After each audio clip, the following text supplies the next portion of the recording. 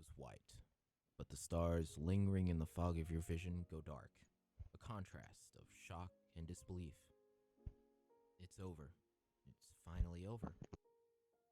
It is that time again, it seems. Funny how, in the end, none of it seemed to really matter.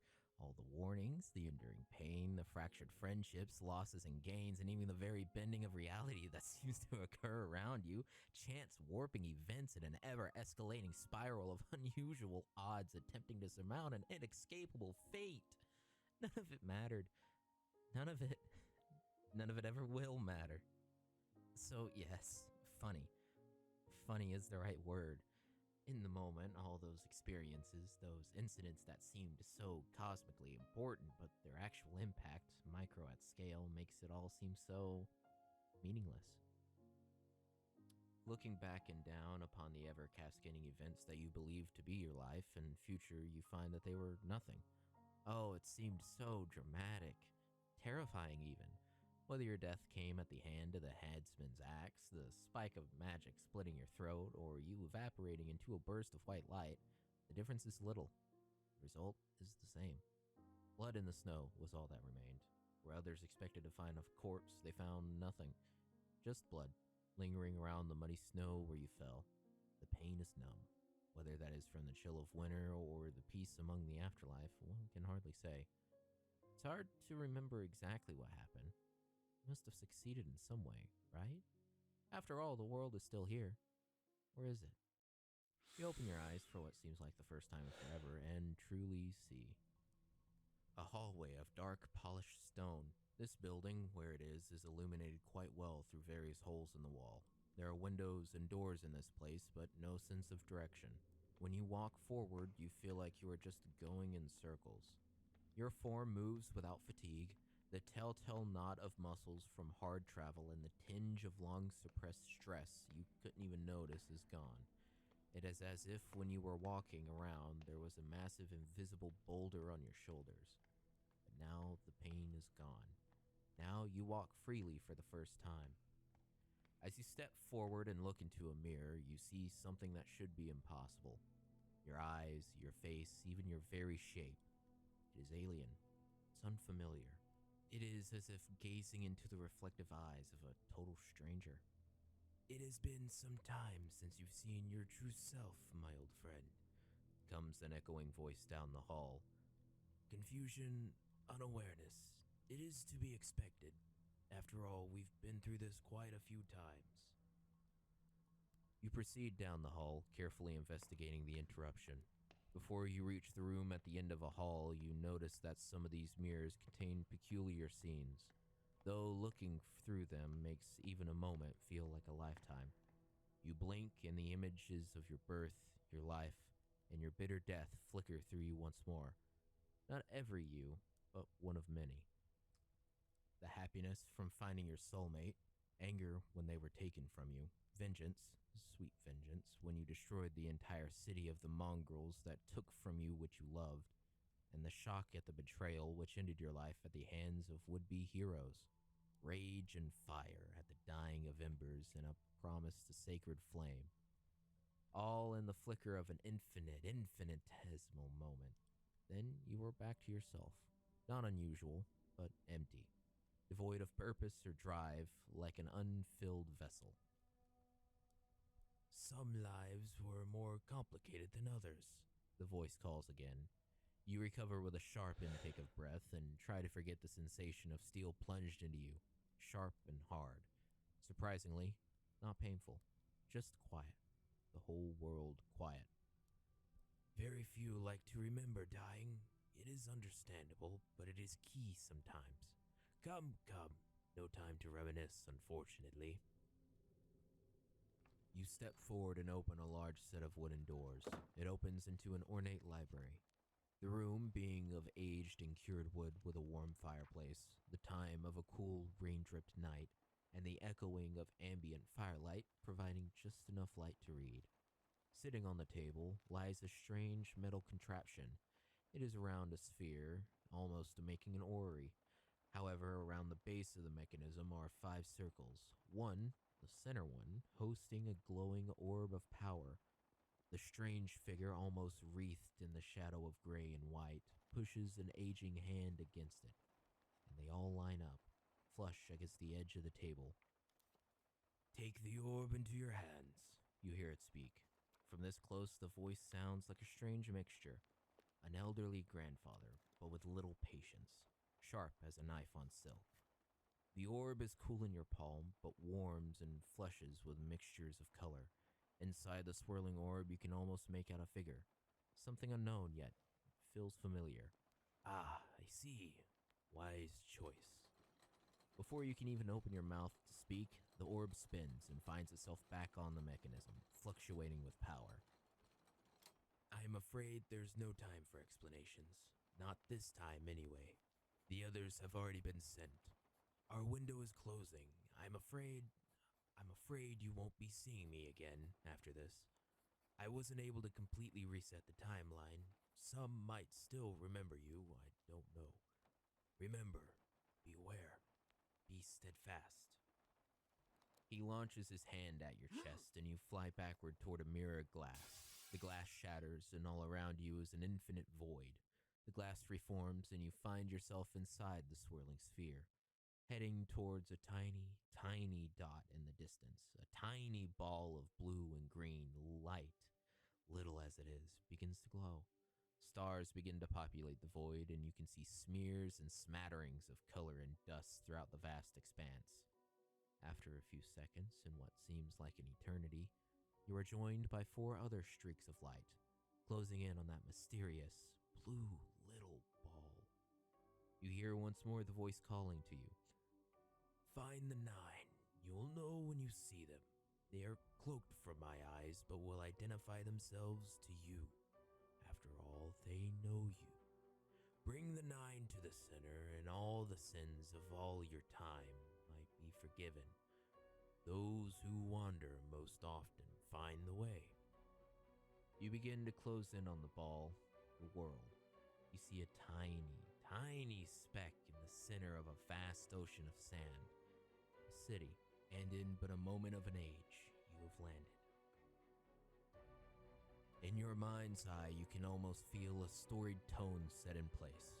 The room being of aged and cured wood with a warm fireplace, the time of a cool, rain-dripped night, and the echoing of flickering firelight providing just enough light to read. Sitting on a table is a worn leather journal embedded with studded metal, sitting open as vellum pages and the scent of vanilla fills your thoughts. A golden quill wielded by an aging hand begins to inscribe a story of wonder, of sacrifice, of magic and fantasy, a story of your very life and the lives many of you have lived before. The quill begins to write and to tell a story, your story. An aging voice begins to record audibly the beginnings of your now epic tale. It started at the beginning, like all things do. Not just one beginning, of course, one of many. They called it the Night of Fallen Stars, and little did anyone else know, it would change everything. All right. Yeah. Hell yeah. The music is so good. That epic music. Yeah. Oh, it was totally stolen. Yeah, I didn't compose that shit. Yeah, great fucking game. Yeah. Composed by you. What are you talking about? Yeah, no, I'm, dude. If I was able to compose that shit, I think I wouldn't be nearly as poor. All right. So, you guys, you found yourself like crash landing. I want everyone to roll me a dexterity save because you're sitting there like, hey, we're gonna slow down, right? And you don't slow down. Oh my gosh. And do we just roll through Roll20? Or sorry, not Roll20, D&D Beyond? Either your choice. You could roll physical dice. You could you can roll through the bot on Discord, and you can roll through D20, or sorry, like D&D Beyond or whatever you choose. The only thing I require to be rolled publicly in either D&D Beyond or the dice bot is death saving throws, and some rare exceptions like specific, dramatically important narrative roles. I got an 11. Oh, the bot didn't work. What? I got a did I do 9. something wrong? Looking bad. 15. Is bot dead? Shouldn't be. Did I do something wrong? Typing wise?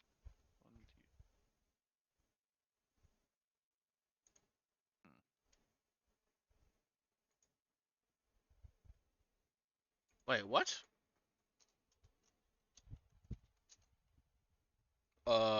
Dice parser, come back. What's wrong, buddy? No. Oh, they may have changed it to / command. Oh. I don't know. What the fuck, dice parser? Give me a. Come on.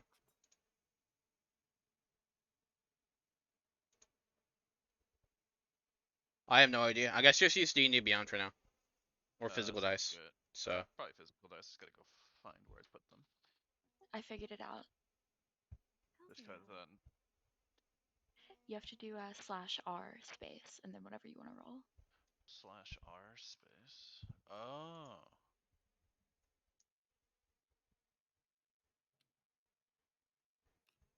Nice. Pog.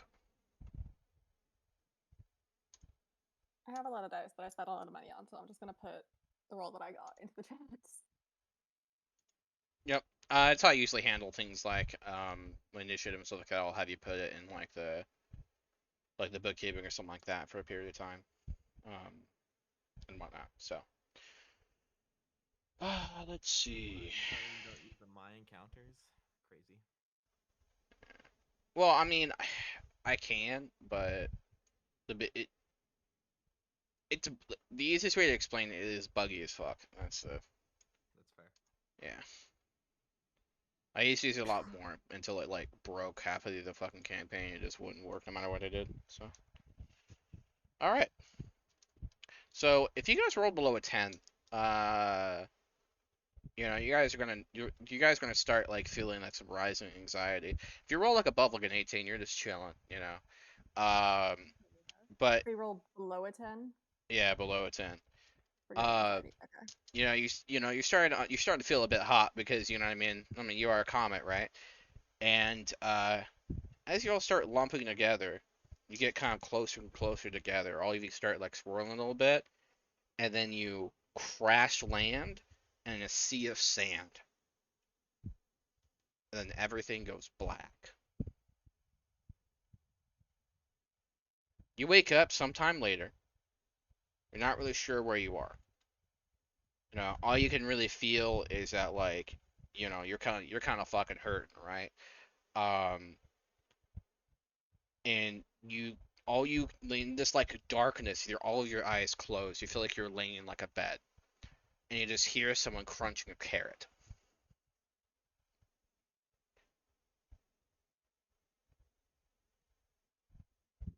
You dead yet? I think at that point, Natalia definitely would kind of go to push herself up. Is she able? Yeah. Hey, you're not dead. I saw you moving. Not yet. When so is it just Natalia? Well, it's not just Natalia here, right? Yeah, everyone's there with the exception of one person. And who's the one person?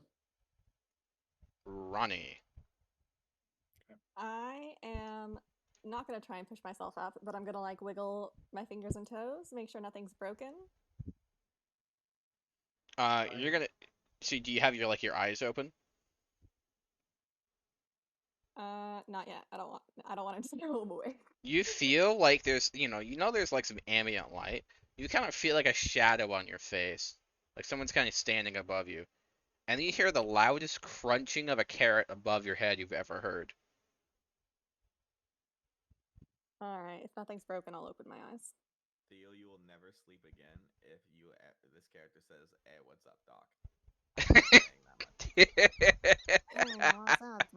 No, there's no doctor in this campaign. I did that joke once, and they did not forgive me for like 8 sessions. Okay, that was the only thing I need to make. He was an actual like alchemist doctor too, so it was perfect. I love that. Oh my god. There's a little bit of carrot that falls on your forehead, Natalie. Natalia, sorry. that point, Natalia definitely would kind of like open her eyes and tip her head back. What does she see? He lifts it. You see like a kind of like a slightly dirty, thin, wiry man chewing a carrot, and he kind of like raises his head like, "Hey, what's up?" Do you mind? He bites it. He bites at the carrot again. Uh-huh. Right. And I think at that point she definitely would take a peek around, kind of get an idea where she is, and then after a moment kind of go to push herself up into to actually be standing and just, where are we? You're in my inn. And he's going to step back and do like this wide leg waving motion. All you could tell you're in like a basement room, really. Oh, my inn. We're in his inn.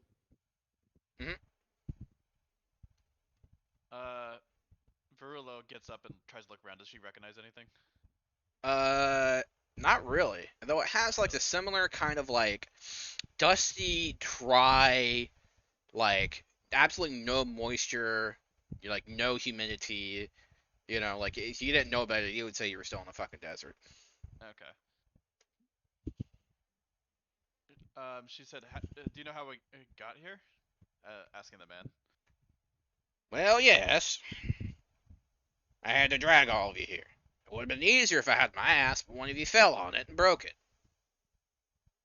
He points to the so there's a donkey laying in the corner, with like laying down, and it has like a wrapped leg. Can Natalia step forward and try and like lay on hands it, like its little leg? Yes, you can. Lay on. Okay. While she's doing that, I'm just gonna very subtly, I'm gonna try and do a disguise self just on like one finger, just to make sure I've still got all my spells. Yeah. What do you envision? What are you trying to disguise?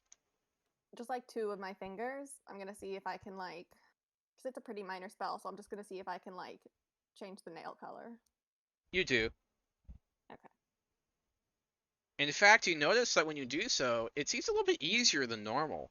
As a matter of fact, like it's almost like if you looked kind of closely at the new nails, it's like there's teeny tiny little sparks coming from them. I don't like that. I turn it off. Okay. Like I drop the spell immediately. So, Jeb's gonna like look at Queen, and cause he's gonna be like, hey, you know, he's gonna introduce himself as Jeb, and he's going to you know, be like, you know magic.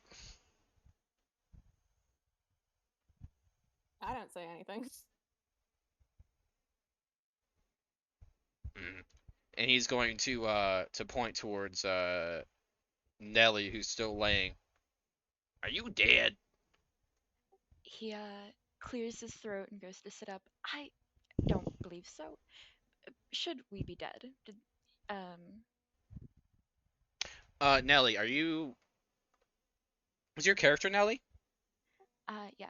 Okay, got you. I don't remember. I don't remember if your character was male or female. Sorry. He's a guy. Got you. Okay. So I'll try to remember that. Sorry. It's like, all right, great. So, you know, I'm glad you're not too banged up.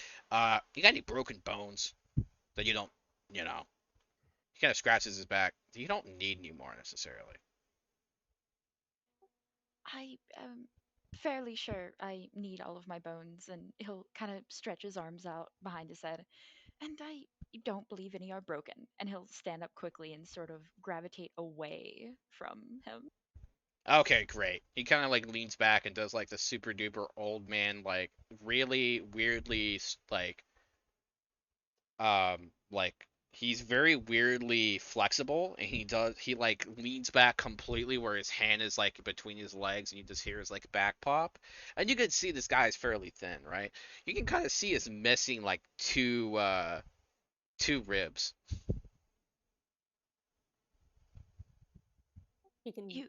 We can tell that he's missing ribs. Yeah, because he's very thin, right? Like he almost emaciated. It's like his left side is like missing two ribs. Curious, Varula asks, like, so why did you bring us here? because I'm a decent person and you were like, I don't know, you just fell from the fucking sky. And I'm like, oh, well, you know, I could leave him out in the middle of the desert, but one just hit my ass. Speaking of, back to Natalia, who is currently, I assuming, trying to heal the donkey. Yeah, I think she's like crouched down as this is all going on, and she kind of like places her hands atop the donkey's leg. And she's going to try and like use some like of her lay on hands to try and at least like relieve the pain, hopefully mend it. Okay, cool. As you do that, you can kind of tell like, it's working fairly well. However, like as you leaning forward, the donkey's like kind of like a mouth goes like in and around your clothes, and it's trying to find your rations. It smells.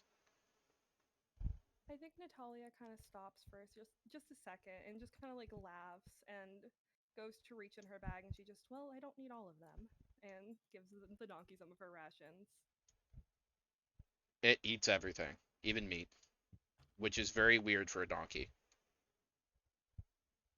Natalia is definitely noting that. She's not going to call attention when they're in a place where a guy just has to take their, their bones. She's noting that.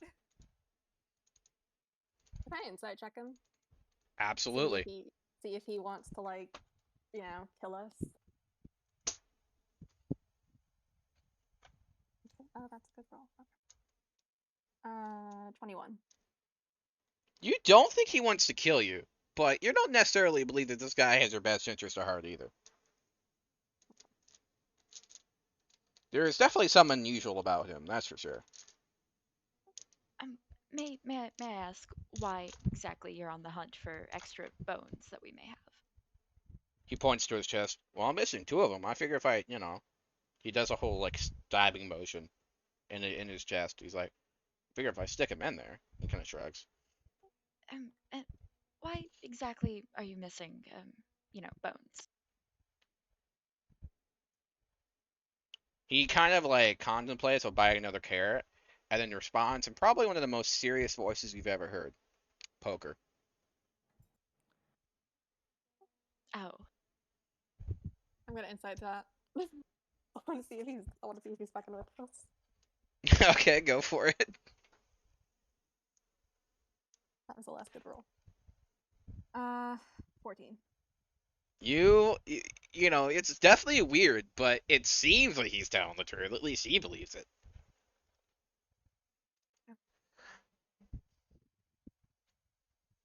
Do you normally bet your bones when it comes to poker? Well, not normally, but he pulls out like a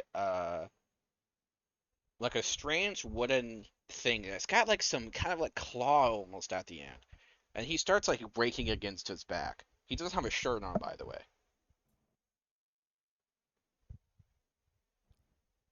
Can I ask why you bet them in poker that time? Well, it's better than giving them my dog. So he said we're in the basement. Are there stairs anywhere? Yeah, there's stairs in the corner. Okay, I'm gonna walk over to them and see if he stops me.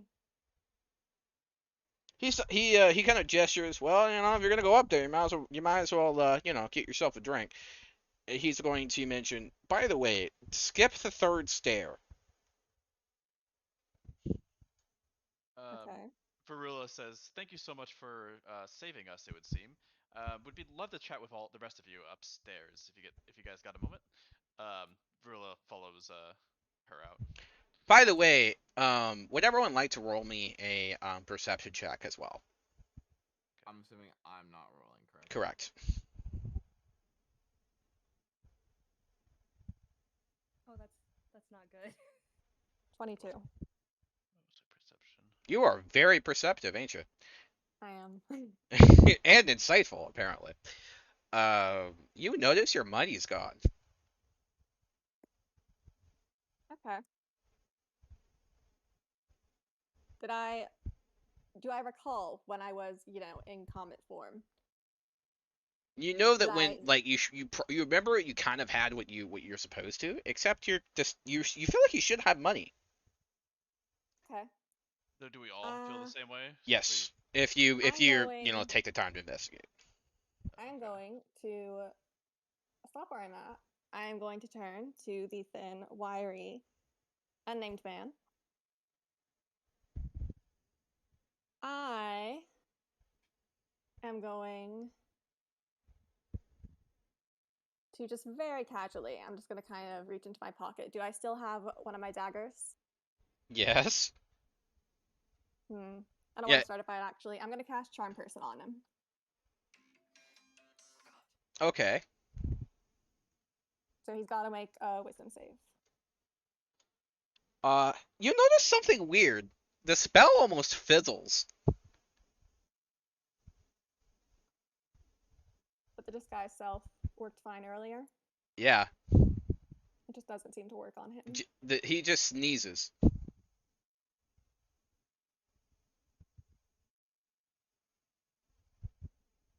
If you were going to rob us, it might have been better if you left me for dead. I didn't. He looks at the donkey. You ass.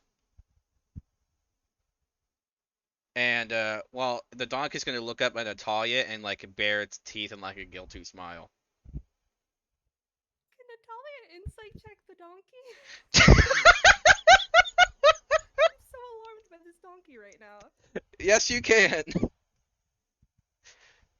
That is really bad. That is a 2. The donkey smells less like a donkey than you would expect. Right. So, Are we sure it's a donkey? Like, I know you've been calling it a donkey, but are we sure it's a donkey?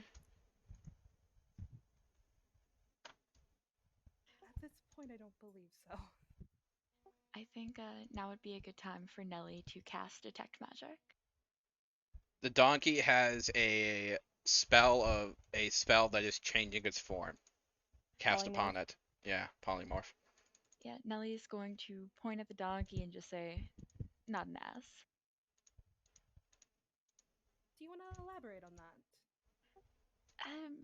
Gestures vaguely towards it. Magic, not a donkey. Right. And with that, Natalia's definitely going to stand up and kind of take a step back from it. The donkey's feeling a little bit less loved. Clearly. It's gonna say, Honcho is my name. Honcho Loudfoot.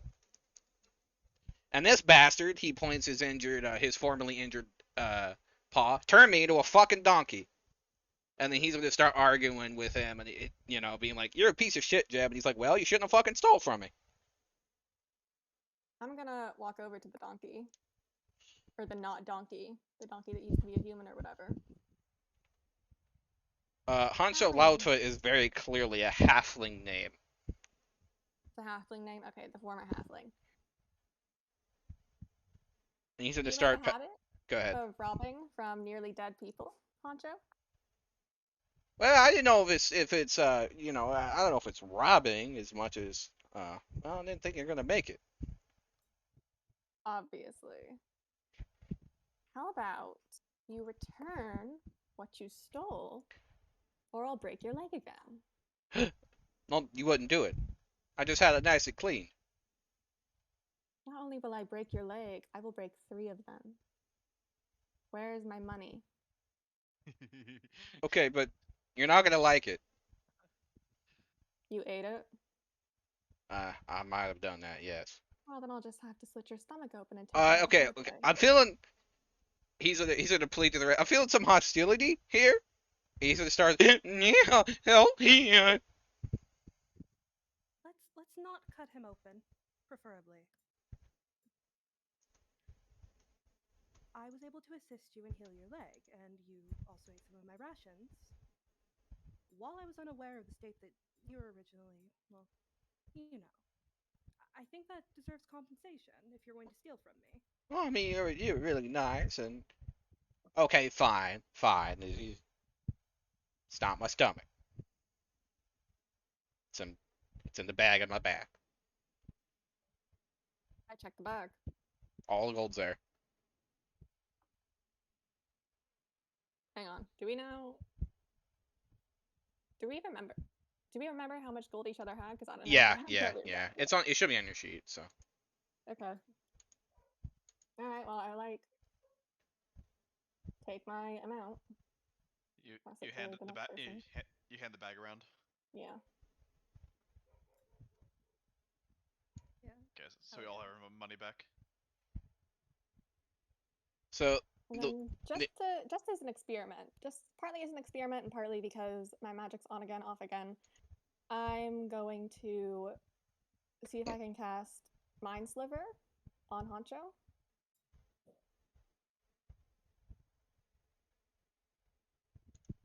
that's what I So think it does. he's got to make an intelligence save. Okay. Let's see. In the midst of this roll, might I? Rolls an 11. Okay, he needed Correct, to make a 14. So Silthra, continue. Yes. Apologies. There was just so much commotion in my house past few days, so it's muted. But where is Sithra in this scene? Is he still in the basement or? Yeah. We're all Valid. in the I'll be basement. late. It's fine. Oh, were we still down? Oh, because the donkey. Yes. Not a donkey, but yeah. That's now a person. Yeah. Well, The it's still a halfling name? person.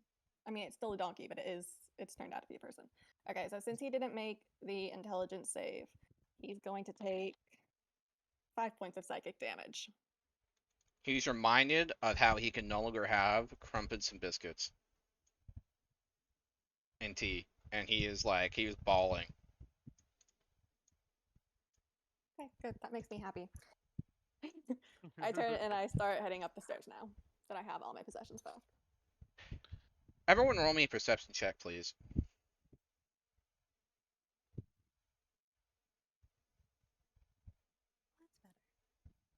That's better. 22. That's a 14. Goal 5. 17. Okay. So everyone who's average or above average, essentially 10 or higher, you notice that something weird just happened. There's some additional sparks around the head of the donkey, and you can almost see as if there's a slight visible amount of pressure of air that went towards Queen as she got the satisfaction of casting her spell. Can I do an Arcana check? Yes, you may. Oh, that's a 23. All you know is that there is some kind of manipulation of energy happening. We aren't sure why or how. Right. Did nothing? Right, like it's ongoing. Correct. Okay, because the spell itself was instantaneous, so it's still happening though. Is essentially the moment you cast your spell and you hurt someone and you felt good, that's when it happened. Okay, cool. So I think Natalia definitely would reiterate that and just be like, there's something weird going on with the energy. What sort of something? I keep walking upstairs.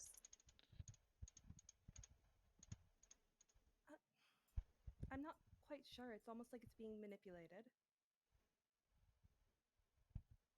Manipulated? But is by you or by someone else? Well, not by me by any means. All of my magic is divine based, and I don't dabble in too much of it, but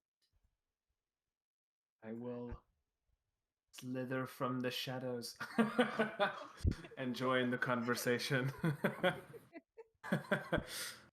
By the way, you guys had not I seen Silthra have inside the room until now.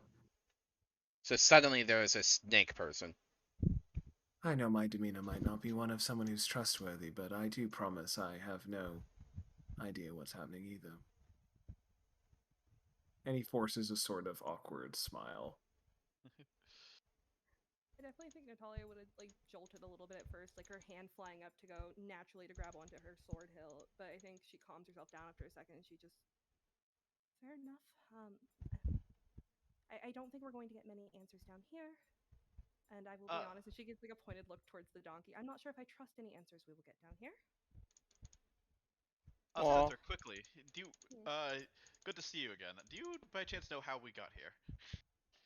I remember an orb and being propelled at speeds unimaginable into sand. Waking up here. Are your memories the same? Unfortunately, this seems a bit jumbled. Don't fully understand all of it. This is going splendidly. You might say. Up the stairs, then. Yeah, so they go upstairs. Yeah. So, Talia definitely will follow. and the innkeeper will follow behind. And as you guys go up, he'll introduce himself. I'm Jeb. I own this establishment. Along as my unfortunately my lovely wife who has passed away. And he kind of looks towards the corner. My mother-in-law. I'm gonna insight check him. I wanna like, is his You wife? two, you are not trustworthy. You are I do not trust trusting. anyone. I just crash landed in the middle of a desert and someone robbed me. It's like Fair, you know. 23. And of all people, it turned out to be a donkey. Mm-hmm. So yeah, 23. You know, he definitely has some genuine disdain towards his mother-in-law. And he really seems to have a wife who's dead, or he doesn't feel anything about that. Yeah, I mean, you don't really have enough information to 100% determine that, you know. Okay. He definitely had like a little bit of remorse in his voice, for sure.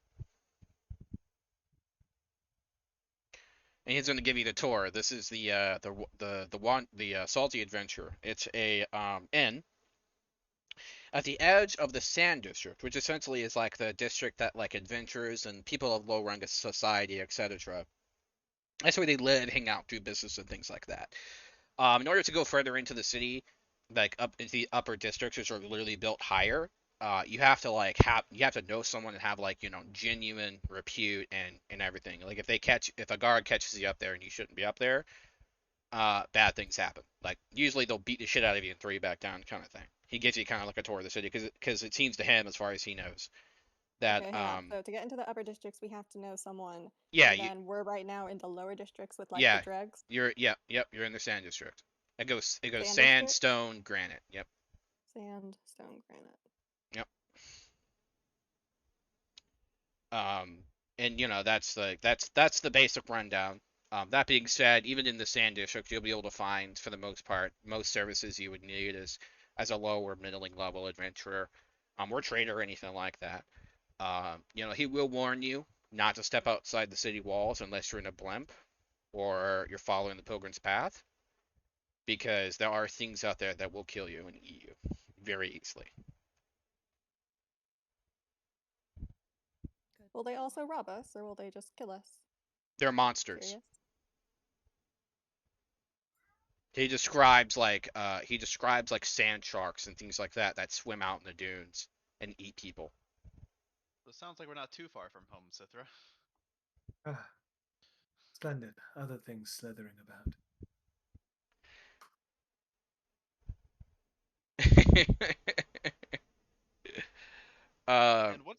And Viril asks, what year might it be? He'll tell you the current year. Okay, and I assume, does that match up? Yeah. Okay. It matches up for all of us. Just the same answer gave him last campaign, essentially, which means that you basically is at the time of the year it is substantially you're about 90 or 100 some odd years later than when you died, if you're a local native. Oh my gosh. Well, a little farther than I thought, though. Seems like we've had a time jump of some sort. I don't know if any of you else are from around here, but yeah, since I last heard about the time, it was about 90 years ago. Sure, even the ones I once served have faded into a distant past. Might be a little harder to find out some information about your scales, I'm afraid. Yes.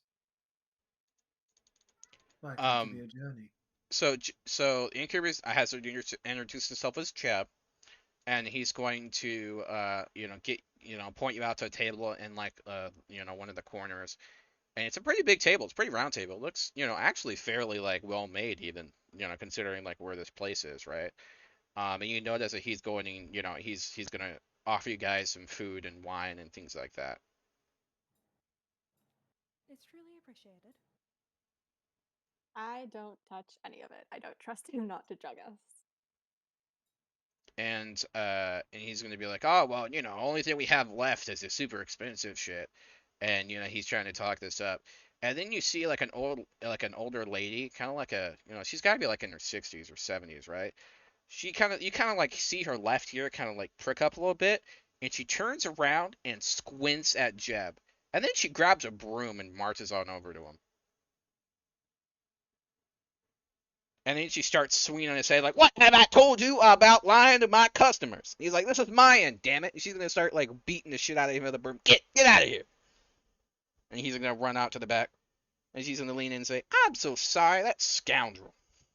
She's leaned in. If he didn't do some stuff, I would kick him out. But he is useful and at least be put to work. I'm Magda. How are you? You can call me Grandma. It's a pleasure to meet you. Now, would any of you like the courtesy of some biscuits? Biscuits. On the house. Or cookies. I bake it myself. Natalia lights up at the mention of cookies, and I have an awful sweet tooth. I would love some. Okay. I would like to cast Detect Poison and Disease. You get the slightest whiff from a distant glass in the other corner. I will approach this glass. There's a It's- whiff of poison It's about being it. it's being drunk by a person in a black robe. Not necessarily black, but obviously like a dark brown kind of robe where they're in a corner. Do I and- have perhaps time to stop him before he finishes his drink? The scent is that of like, if you didn't know better, it was like spicy poison. Am I able to stop this man before he finishes his drink? I mean, looks like the drink's already been like a third of it's already gone. Like they're constantly nursing it. Well, I can't speak for the biscuits that seem untainted, but that poor gentleman's cup. Perhaps we should avoid liquids here. Oh, that gentleman? Oh, he's one of them. She kind of like does his hand motion. What do you call it? She's one of them. He's one of them people. You can't get him drunk, and poison don't affect him, but it makes him taste good, I guess. So we keep a little bit in the back for him. Obviously nice and separate.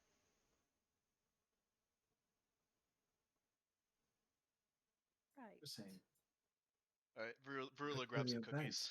Hang on, I'm looking over at the guy with the black robe drinking poison. Do I notice anything specific? Like, can I see his face? Is there any sort of You can't really crest or see his emblem on the face, robe? but you can see like the tips of the fingers, and it's almost like they've got some kind of like scale on them.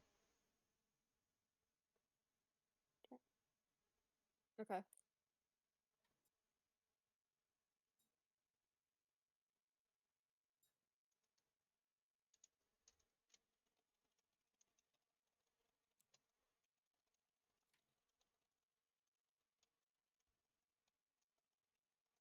This is a very long, awkward silence. Sorry, I was having to pull up notes and do some stuff. No, you're good. So the Grandma Magda is gonna get some of the food that that you guys want, and she's gonna ask, "Is there anything else I can get you? We got some roast, we got some duck, we got all kinds of things." If I look around the room, can I see Jeb, or did he like leave or go back down to the basement? He's or behind something? he's behind the bar. He's like cleaning glasses, doing like some basic Okay, maintenance and he's not stuff. up to anything. Nah. That's why you've offered us such a kindness. Well, she leans in close. Tell you the truth be told, I'm sorry about my donkey. He did some Not stuff that donkey. was not very polite, and I'm very sorry about that. He got up to some shenanigans, and then Jeb asked me to turn him into a donkey after I heard what he did, and I complied. Trying to steal from the vaults of the city, not a very good idea. He's lucky that's all that happened to him. He could have gotten really hurt. Hang on, the donkey. Honcho, the donkey. I'm clarifying. Honcho, the donkey, tries Yes. to steal from a vault in the city. Okay. Why, yes, it's one of the major depositories of the taxes.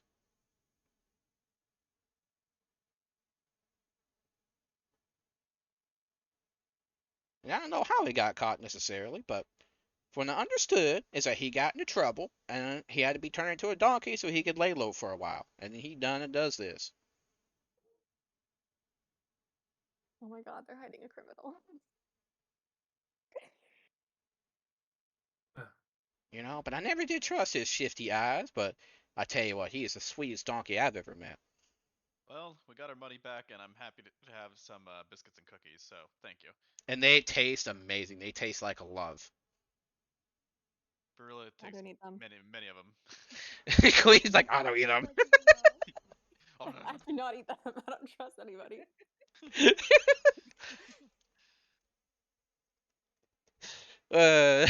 You think you have trust issues now? Oh yay, they'll get worse.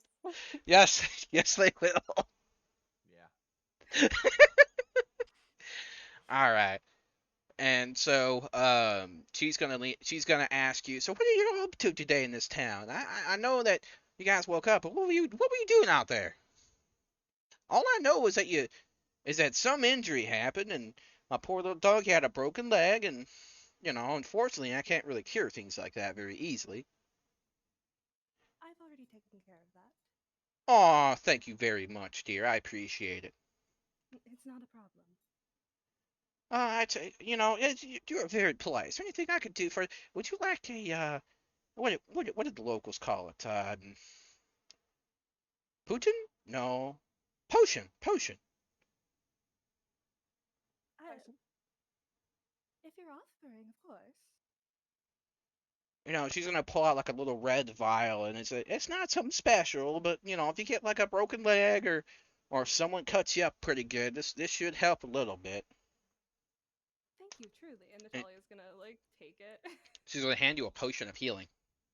Does anyone have an identify spell? Oh wait, do I? I do not. Okay, well, Natalia. Natalia, Yes. maybe Arcana check that. Natalia definitely will let them Arcana check it. You can roll if you want. I do have a +5 to it, I guess. Let's see. 9. I mean, you don't even need to roll it necessarily, Burley. You're from this area. This looks like, it looks like a bit of a different style. It's definitely a healing potion, like locally made even. Like a basic 2d4 plus 2. Yep.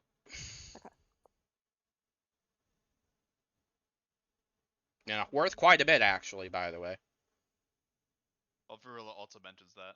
Like, well, if you don't need it, you might want to. And she motions to her pocket. Natalia's gonna kind of shake her head and kind of slide it into her pocket. Now she's gonna pull up a stool and kind of sit down. Now, I have a little bit of a favor to ask you. I'm not surprised. Nothing comes for free. What did you need? Oh, no. Don't even think about... Look, it's not a form of payment necessarily. I would just like it because, you seem like you can take care of yourself, and I have to warn about the little deer. So there's a little girl around here we like to call Belinda. She doesn't see very well, and she's very nice, but we want to make sure that she's okay. And if you're around and you see her around, just make sure she's all right. She won't let me take care of her, but I just worry about her. And you two seem like you got everything figured out, and and she's gonna scream behind her, "Put that down, Jeb!" And he's gonna he has like a big old mug of beer, and he's about to down it, and he just scowls at her and puts it down. That's what I was saying. Just do me a favor, and if anything like that happens, and you make sure that she's all right. I heard she's had some trouble, but she won't talk to me about it. I'd be more than happy to. Thank you very much, dear. I'm gonna go help out my other customers, but let me know if you need anything. And she's gonna go wander off and take care of the different people there, and you notice that she's got like an apron on, kind of like stereotypical grandma, but she's got a couple of thick big earrings going through, 2 earrings in each ear. She's got some thick ones like that, and they kind of jingle about and stuff like that. Is the guy in the black cloak still there? Mhm. The guy in the black cloak who's like drinking the Yeah, poison? he's still there. He's just Okay, can I chilling, go? drinking. Can I go over to him? Yeah. He's gonna look up at you like he's a little bit inebriated. Yeah. I'm gonna sit down next to him. There's only like a little bit of a booth left because he's like mostly in it, you know. Mm-hmm.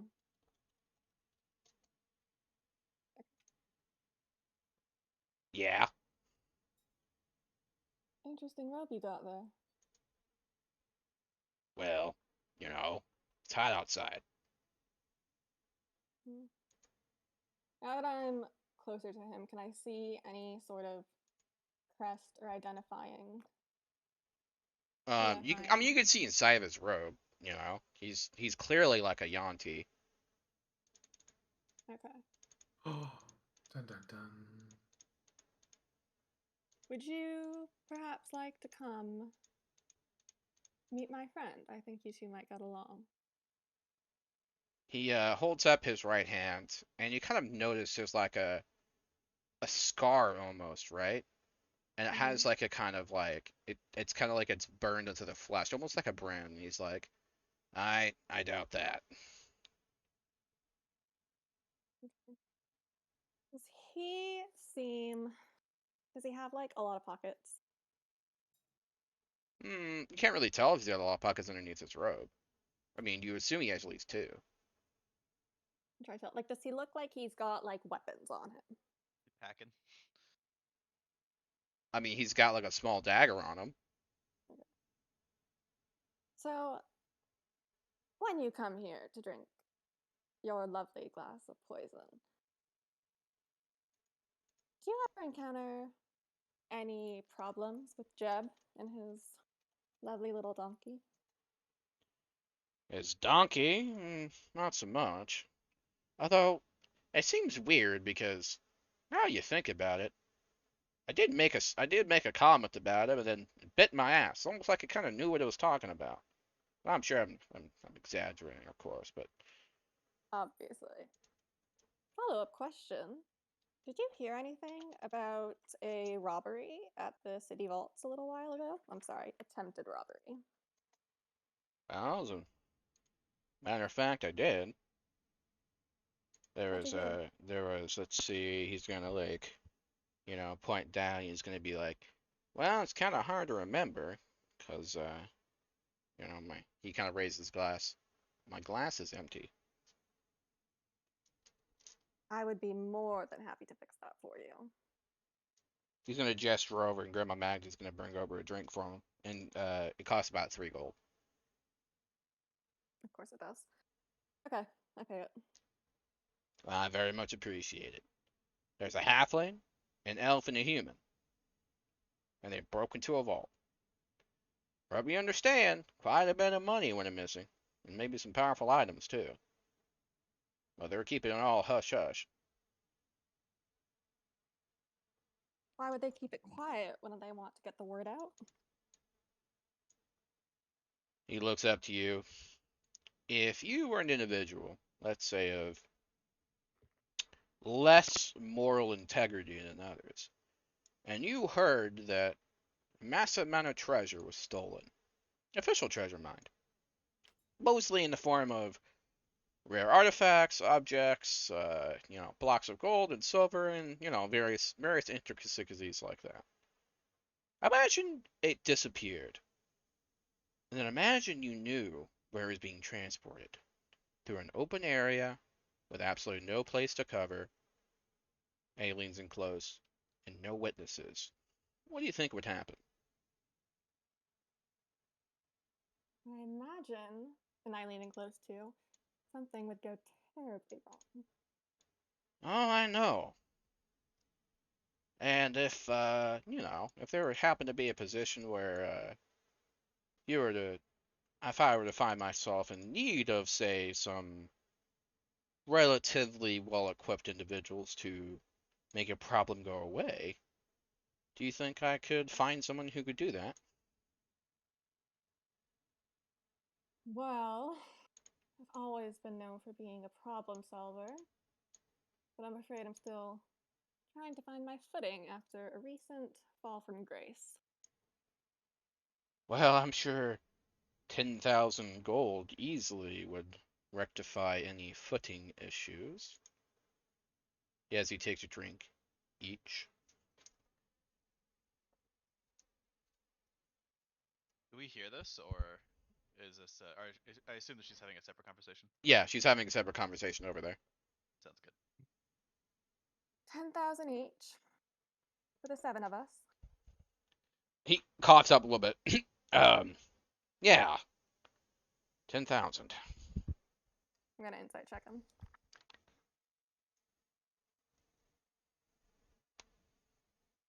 $21. Not quite as much as he expected, but he could definitely pay it. Awesome. I'll have to talk it over, of course. But how will I know how to reach you?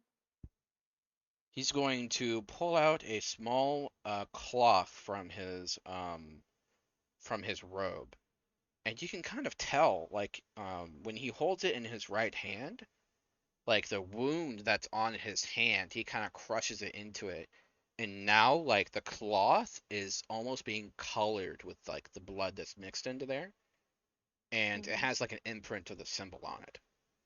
He's gonna hand it, and he's gonna hand it to you. Wait, Fly what symbol? this. Like the scales or like the scar? Yep. Okay. It is a symbol of a serpent with its head removed. I'm going to take it, not touching the blood part. Fly this flag when you have it. 2 Sorry, days what'd you say? south. Fly this. I'm sorry, fly this flag. have Fly it. this flag when you have it, and then he mentions 2 days south. Okie doke. Might All right I then. be able to strike a conversation with this individual? I mean, you can just head over. That's what I did. I'll head over. It's soon. funny because as soon as he hands the cloth, he starts to leave. All right. Well, I take it and I just let him go. I'll speak in the Huan Ti accent of Draconic.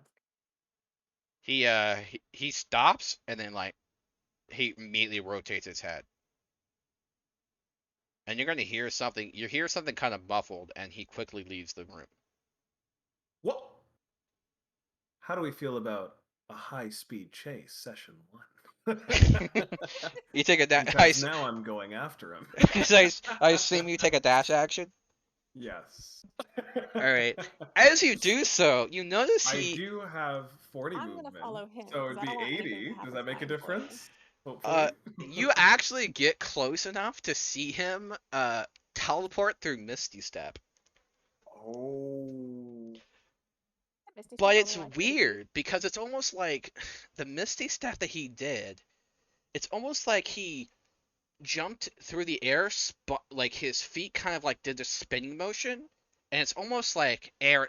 He teleported through like just going really fast through the air. So now he is 110 feet away from you.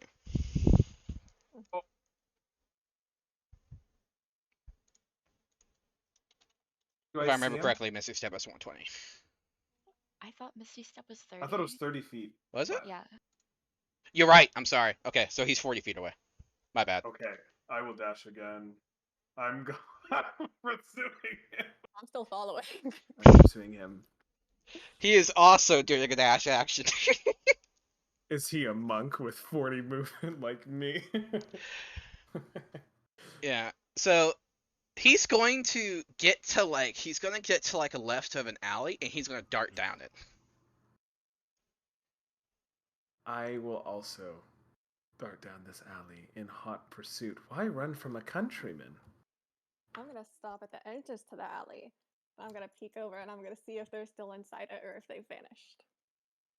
So he's going to let me actually roll for this. Okay. So he is going to run up a wall, turn around, and then Misty Step on top of the roof. Acrobatics get me up there? Possibly. I want to try to like jump wall There to there wall. actually is like there's some overhangs like some pots and stuff. Oh my There's gosh. even like a clothesline. I will attempt to maneuver in serpentine fashion, leaping from clothesline to wall. All right, to DC save 12, roll it. Let's pray.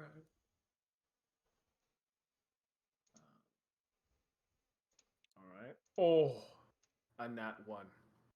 Oh. So the gods are not with me. So 8. you jump up and you got this grate in the wall. Then you're like, okay, I can do this. You're trying to Aladdin that fucking that like line of clothes, and you grab it and it snaps, and you like get pulled like kind of towards him, and you're on this thing. Roll me a dex save. How's that? Let's see. 13. Okay, you made the DC. So make me another acrobatics, because now you're heading towards this guy like Tarzaning this bitch. Oh, swing it away. Can we recover? Oh, 24. You do this like weird thing where it's like it hits like a wooden post, and then you do this forward flip, and you land on the roof like fucking 15 feet behind this guy, and he just looks at you like, "Are you fucking serious?" I say, hey, I just want to talk. Do we really Are have they to still go up on the do all roof? this Or is running? there any way for me to have followed from the ground? There is like a shitty medieval fire escape. So they are up on the roofs. Yeah, which basically means it's a fire escape made out of wood that will also burn in a fire. Okay, I'm still gonna try and keep up. Okay, what is everyone else doing during this, by the way? I like to imagine they're all just sitting at the table still. And the other two just booked it out because like I'm still screaming over that. I'm sorry. High speed chase first session. I love that. So what are you doing, Varula? Varula, I was trying to debate what she would do. I think she would assume Sithra would know to come back eventually, so she's gonna chill out. You were being waited on hand and foot by Grandma Magda. I think Natalia is gonna wait for a moment where Grandma is like not at the table, and she's gonna like take a breath and like lean forward and like rest her elbows on the table, and she's just going to. So in the basement, you mentioned an orb. Yeah. So did you see it too? Yes. Well, seems like we have some reason for being out here, especially all together. I'm not exactly sure what the person was talking about. If you heard the same person talking to you at some point. What did you hear? That we're supposed to find some sort of 9. Right. So we did hear the same thing then.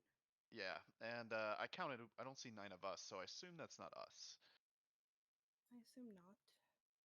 It would be easy enough if it was. Yep, and I can't say I know of any 9. I don't know if you were around from here also, but I have no idea.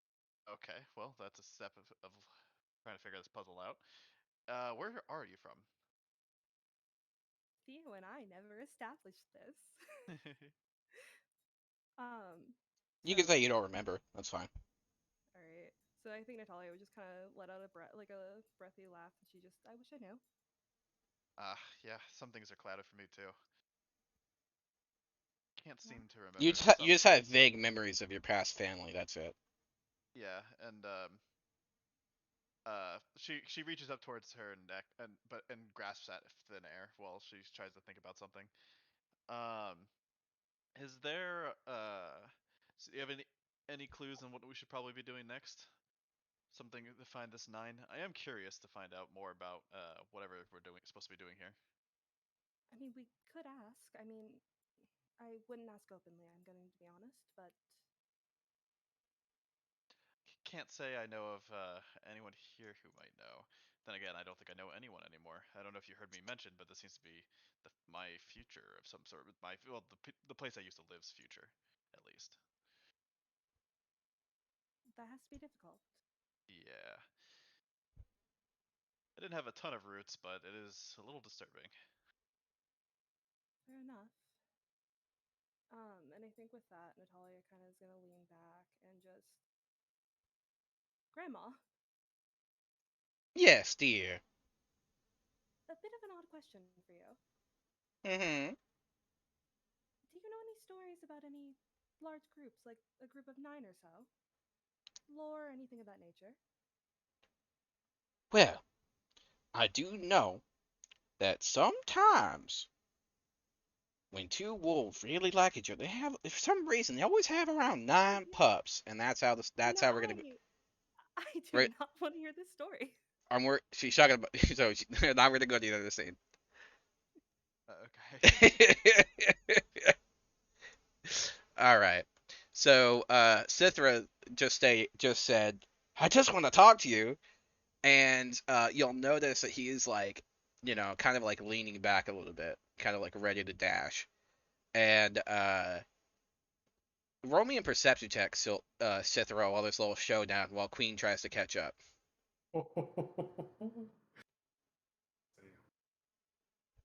13. You notice there's a zip line behind him. Into a Okay. crowd, like kind of like to like a post, there's like a bakery there, and it's into a crowd. Could I throw one of my darts to cut the line? That would be very difficult. I would say Okay, I would say the AC is 20. Oh From- boy. Because that is That's valid, though. very hard. That's valid. No, it's totally. Do I have any other means of maybe in a more easier fashion? He looks like he's about to hop on that line, right? Mm-hmm. Ooh. You have a dagger you can throw? That might be a little easier. As Sithra is like squinting, the man's gonna like put Ooh. one more foot behind him as Queen kind of like is huffing and puffing slightly, but she's behind you. No, I'm not gonna go right behind him. I'm staying at least like 20 feet back. Yeah, I mean like in some direction behind you. Sorry. So I wonder, can my magical item that I have, would I be able to issue a command to the snake to go and bite the cord? it has very small teeth. That'd be difficult. Okay, very fair. My brain, I'm going through it. Okay, I will attempt to dash and then cut the line. You notice that his hand was behind his back, and he pulls out like a black ball. He throws it to the ground and says, "You'll never take me alive!" I had no intention of killing you. And a huge smoke bomb goes off. Okay, I flick my tongue. It tastes like smoke. Damn it. Yeah, sorry, you don't have blind sense, buddy. Not yet. I have double sight, so I can see in darkness, like magical and non-magical darkness, for like up to 120 feet. So can I still see him? He's obscured. He's not magically obscured, but he's obscured. Does that affect your other sight? No, like I can see, like I can't see through things, but I can see if it's in the dark. Yeah, he's obscured. Okay. I would say though it's not major. It's like being minorly obscured. So like you can still see like a vague image. He's now he's like getting on the zip line right now. And I still attempt to stop him. Try to cut the line or maybe leap on his back. He's a big guy. So I'm gonna let Queen perform one action. If you choose to do anything, then if that's the case, then Sister can go. Okay, yeah. I'm going to do a message into Sithra's head and say, "You're handling this rather poorly." Can I respond to it? I think message is one way, isn't it? It's one way. And do you do it like in your voice? So you just hear this all of a sudden in your head. Can you judgmental voice. Are you doing this in your voice?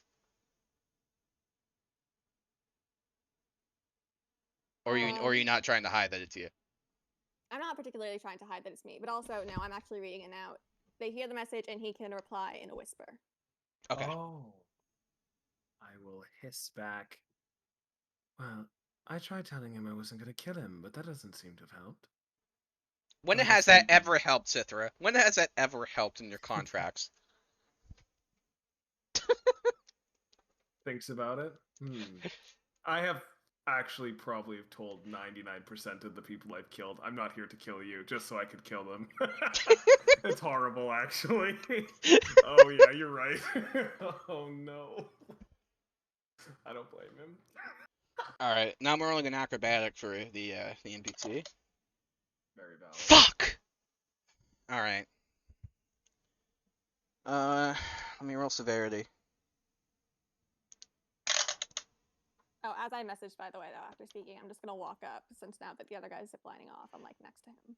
Okay. He falls off his zipline. And then you hear like some muffled cursing as he steps into a bucket, and now his foot is through a bucket, and there's a bucket around his foot as he's trying to run off. Now this is just getting embarrassing. And I will attempt to come down. Watch me like mess up myself. Could you imagine? Oh. You're about like you're not like, because you guys kind of like went up a little bit of a hill. You're now like roughly 40 to 50 feet off the ground. There's a couple bushes down there though. No, you could pull the other guys if you wanted to. Broken? I'm gonna grab onto his shoulders. He fell off the zip line. It's not broken. No, not him. Go ahead. So I was answering this question. Go ahead, Quinn. I said, as Sither tries to go down, I'm gonna jump on his shoulders so that he has to take me with him. Okay. That's cute. Okay. I was going to give you advantage, but now you have just a normal roll. Rolling in acrobatics. Amazing. Let's see if I can maneuver this. Oh, 25. You are a champion. You notice that not only is like there is zip line heading towards the direction where he fell, but now there's actually a zip line below it, like heading down the hill that he's running. And you stop like mid and you just jump on the lower zip line. And Queen, I'm guessing, is not enjoying this. Worse experiences. So, Queen, if you have hair, it is like totally like ruined now, and you're heading down like the thing chasing after this guy. Mm-hmm. I'm surprised we managed that. And now you're 10 feet from him, just when it ends, and he's like trying to book it into a crowd. Oh boy. Perhaps there's a place we can meet on your terms. I genuinely just want to have a conversation. He turns around and licks his lips that aren't there because he's a lizard. He's gonna. I flick my tongue back. You both do that for a solid minute. While they're having their fun little lick fest, I'm gonna just sort of step in front of him very subtly and just be like, I'm so sorry he has trouble with new people.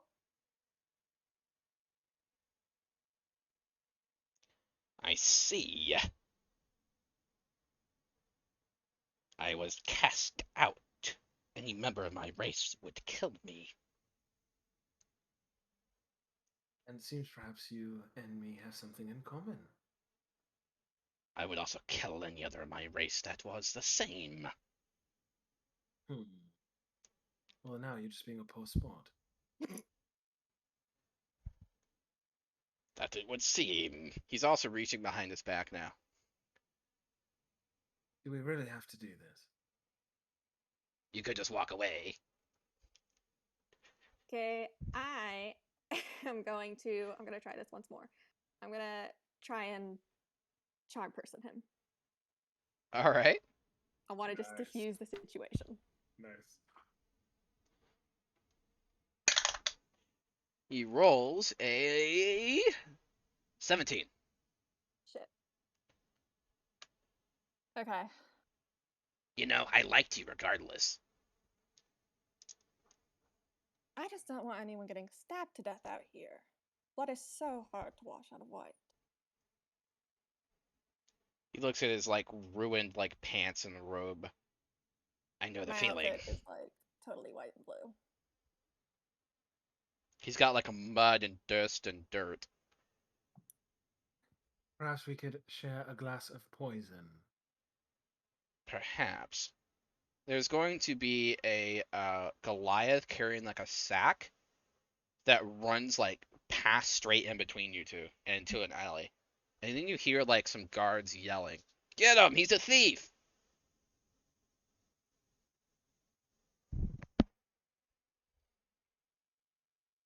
I don't do anything.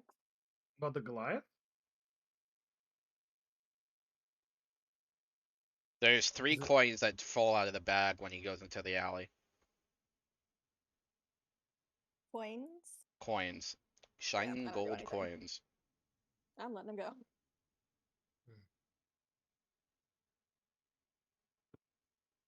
They're sitting there glittering in the sunlight. And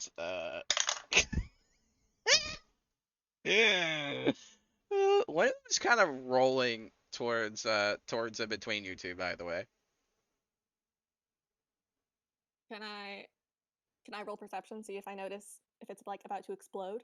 No, it's not. It was like a coin that fell on its side, and now it's like Oh. it's okay. just following with momentum. And it's like kind of going towards you and Silthra. Okay, I'm gonna walk over and pick it up. Okay. Guards burst around the corner. I'm And gonna flick it at them.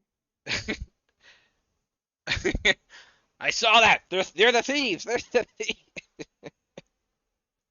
Like I pick it up and I like flick it at them from my thumb, and I'm gonna point down the alley and say he went that way. Persuasion. I love persuading people. No, wrong dice. Ha ha ha. 25. Okay. Oh, let's go. You like they almost threw all of you in jail because they don't like snake people. And they're gonna tell one of the younger guards. He's like he's like got to be like 15, right? All right, keep an eye on them for questioning, and they're gonna run down the alley. Wait, so there were 3 guards and 2 of them just went down the alley? Yep. Okay. I'm gonna walk up to the 3rd guard. Just stay back, he says. He's very short. How far away am I from him? How far did you walk up? Well, I mean, Yeah, I'm not gonna let you him got do it. within like about 10 feet of him, and he's like, "Hey, Okay, yeah. you know." I'm just gonna like kind of hold my hands, and I'm just gonna kind of laugh. Surely this is some kind of misunderstanding. That's Don't you that's think what my everyone friend and I says. can head back for a drink? Do I look like everyone? What are you talking about? You and him? He's gonna point to Silthra. Or Sithra, sorry. I know, so unfortunate. A disguise spell went wrong a couple weeks ago. We're still trying to reverse it. Ah, I mean that's weird. Well, I mean Magic can be a fickle thing. that is true. I once tried to grow a beard magically. It didn't work out very well. Oh, you poor thing. Yeah. Turned out it was just swamp water. Hmm. Stupid So- potion. Clearly, you can relate to our struggles, and you won't hold it against us if we just want to get back and enjoy the rest of our evening. Oh, well, I mean, I suppose. And he's gonna like turn around. I guess you can. Where'd he go? Who? Well, the other, he's gonna like point to Sithra. Who? He indicates that the other man disappeared. No, I know. I'm pretending not to know what he Oh, is. okay, okay, gotcha. Oh, well, I think I need a drink. He's gonna sit down in a corner and then pull out like a small, like bad Santa flask. Would a passive perception of 16 be high enough to notice him leave? No, I rolled an 18. Ah, Still. I looked at your sheet and I was like, oh man, he's not gonna be happy about that. But it's okay, no worries. Hey, the snakes are good at that sort of thing. yeah, but you do supposedly have a way to contact him, but you know, you might not Yeah. necessarily be super jazzed about. about meeting you now. So the guard is now just sitting down drinking or whatever. Yep. Okay, I'm gonna walk away. I'm just gonna put my hand on the back of his throat and I'm gonna steer him back towards where we came from. It'll make for a good story at least. You do now know the symbol on his hand, by the way, Sithra, was a serpent with its head removed. Do I recognize it? Traitor. Ooh. And all of the highest, like, you know, and like intricacies and everything involved in that, like as severe as possible. Oh my gosh. You did save our hides back there. I just look straight forward and do not respond.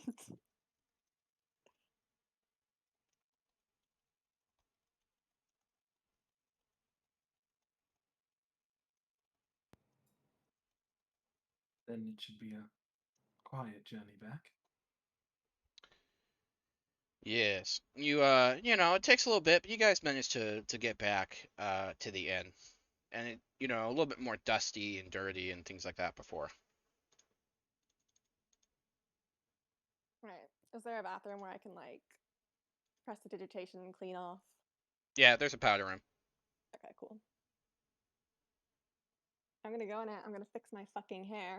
This looks like I went through a tornado. And I'll come out when I'm done. I did quite like the look. Grandma Magda is gonna offer you her to be able to use her perfume kit. It's gonna have a bunch of like old lady oils and powders and things like that. You don't know if they're poisonous or anything like that. No, yeah, but I'm gonna take it. I'm gonna look through it and see what she's got. It's got some good stuff. Anything magical looking? Not necessarily. Not necessarily. Okay. I don't use anything, but I like pick one and pour a teensy bit down the sink to make it look like I did. All right. So you guys get back to the table where Natalia is like currently is mortified as Grandma Magda explains that sometimes they are like for some reason wolves around here always have 9 cubs. I definitely think the minute Natalia sees them approaching, she just so quickly oh, you're back, just to cut her off. Virula asks, did you catch him? We saw some fascinating wolves on the way. I think there were exactly 9 of them. Natalia's definitely giving her a look. It's just like quietly mouthing, just please do not get her started again. Do not look at her. Oh, it's so funny you say that. Grandma Magda says. Grandma, we could use some more cookies. Oh, have you no fear, my dear. She goes gets more cookies. Oh, thank the gods. I have ones with wolf faces on them. Oh, I don't want to see the ones with the wolf faces. I'll take the ones with the wolf faces. All right. Okay. So, after you guys have a little bit to calm and relax and, and talk among each other, Jeb's going to notice you guys have returned, and he's going to, when the coast is clear of Grandma, he's going to come up to you. He's leaning close. He's, all right. So. Jeb's a human, correct? Yeah, Jeb. And he's going to say, all right, so how would you guys like to earn some money? Depends. I can give you a decent stipend as well as room and board for, 3 months. How about that? Well, what do you want us to do? Look, I'm not going to lie to you. I sent a couple of people there before. They didn't come back. To be fair, though, one of them was an errand boy. The other one was 7. I didn't think it'd work out that well in hindsight, but, hindsight's 20/20, as they say. So, what I need you to do, and he pulls out like a little glass vial, and it's got like a weird kind of like rune on it. If you have any kind of like knowledge in Arcana, all you really know is that it's like, it has the word preservation on it. That's essentially what it is. So this vial is something I owe to somebody. I just need you to deliver it and come on back. I don't know what happened to the other fellas. It shouldn't have been that dangerous, but I'm guessing they went bad at bandits or some odd nonsense like that. But it should be fine. I just, I'm in debt from a poker game, and this will pay me off. Can I No more insight bones check to him? spare? Yeah, well, believe it or not, I thought about doing, eating it up, but it turns out you can't be missing more than 2 ribs for some reason. Some kind of law. Isn't Really, that you weird? could use your fingers. Yeah, but I need my fingers. He holds up 9 fingers. I got all of them. Insight check him. He has 9 fingers. No, I mean about the job thing. Gotcha. Okay. Can I also insight check him about? Yeah. 19. You're not quite sure what's going on, but I mean, as far as you know, he's telling the truth. That's a 14. So I'm gonna reach out and take it. The glass. Now be vial very contains stone. careful. Okay. I pretend to drop it. It hits the table. No, like with that thing where it's like you go, oh whoa. Don't. That's expensive. Okay. Made by gnomes or children, one of the two. I forget which. very big distinction to forget. Well, they both have small hands. It's They might both have small hands, but they're very different. Well, you'd think so. You ever met a smart kid? Looking at him now, does he appear to have any magical objects on his person? Like, He's got all kinds of weird knickknacks, but not that you Yeah. can see. nothing with runes on it, nothing sparkling.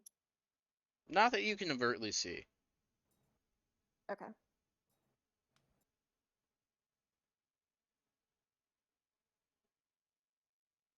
So if it's a very simple delivery job, why would you be willing to house us for 3 months? Well, to be honest, he leans in close. Magda likes you. And when she likes you, she's not yelling at me. And because of certain stipulations, I can't exactly kick her out of my inn. So, he kind of shrugs. This is my way of getting some fucking peace and quiet. Hey, elves, Jeb. Elves? I mean, Elves. I knew an elf, but look, And Eli- elf, singular. look. Just because I'm a businessman doesn't mean I'm a slave owner, and I resent the accusation. Oh, honey. I was gonna that's not what I was saying at all. Oh, really, you weren't? Okay, I would well, never. because honestly, I looked into it. It's just not that. Yes, it's not worth it, really.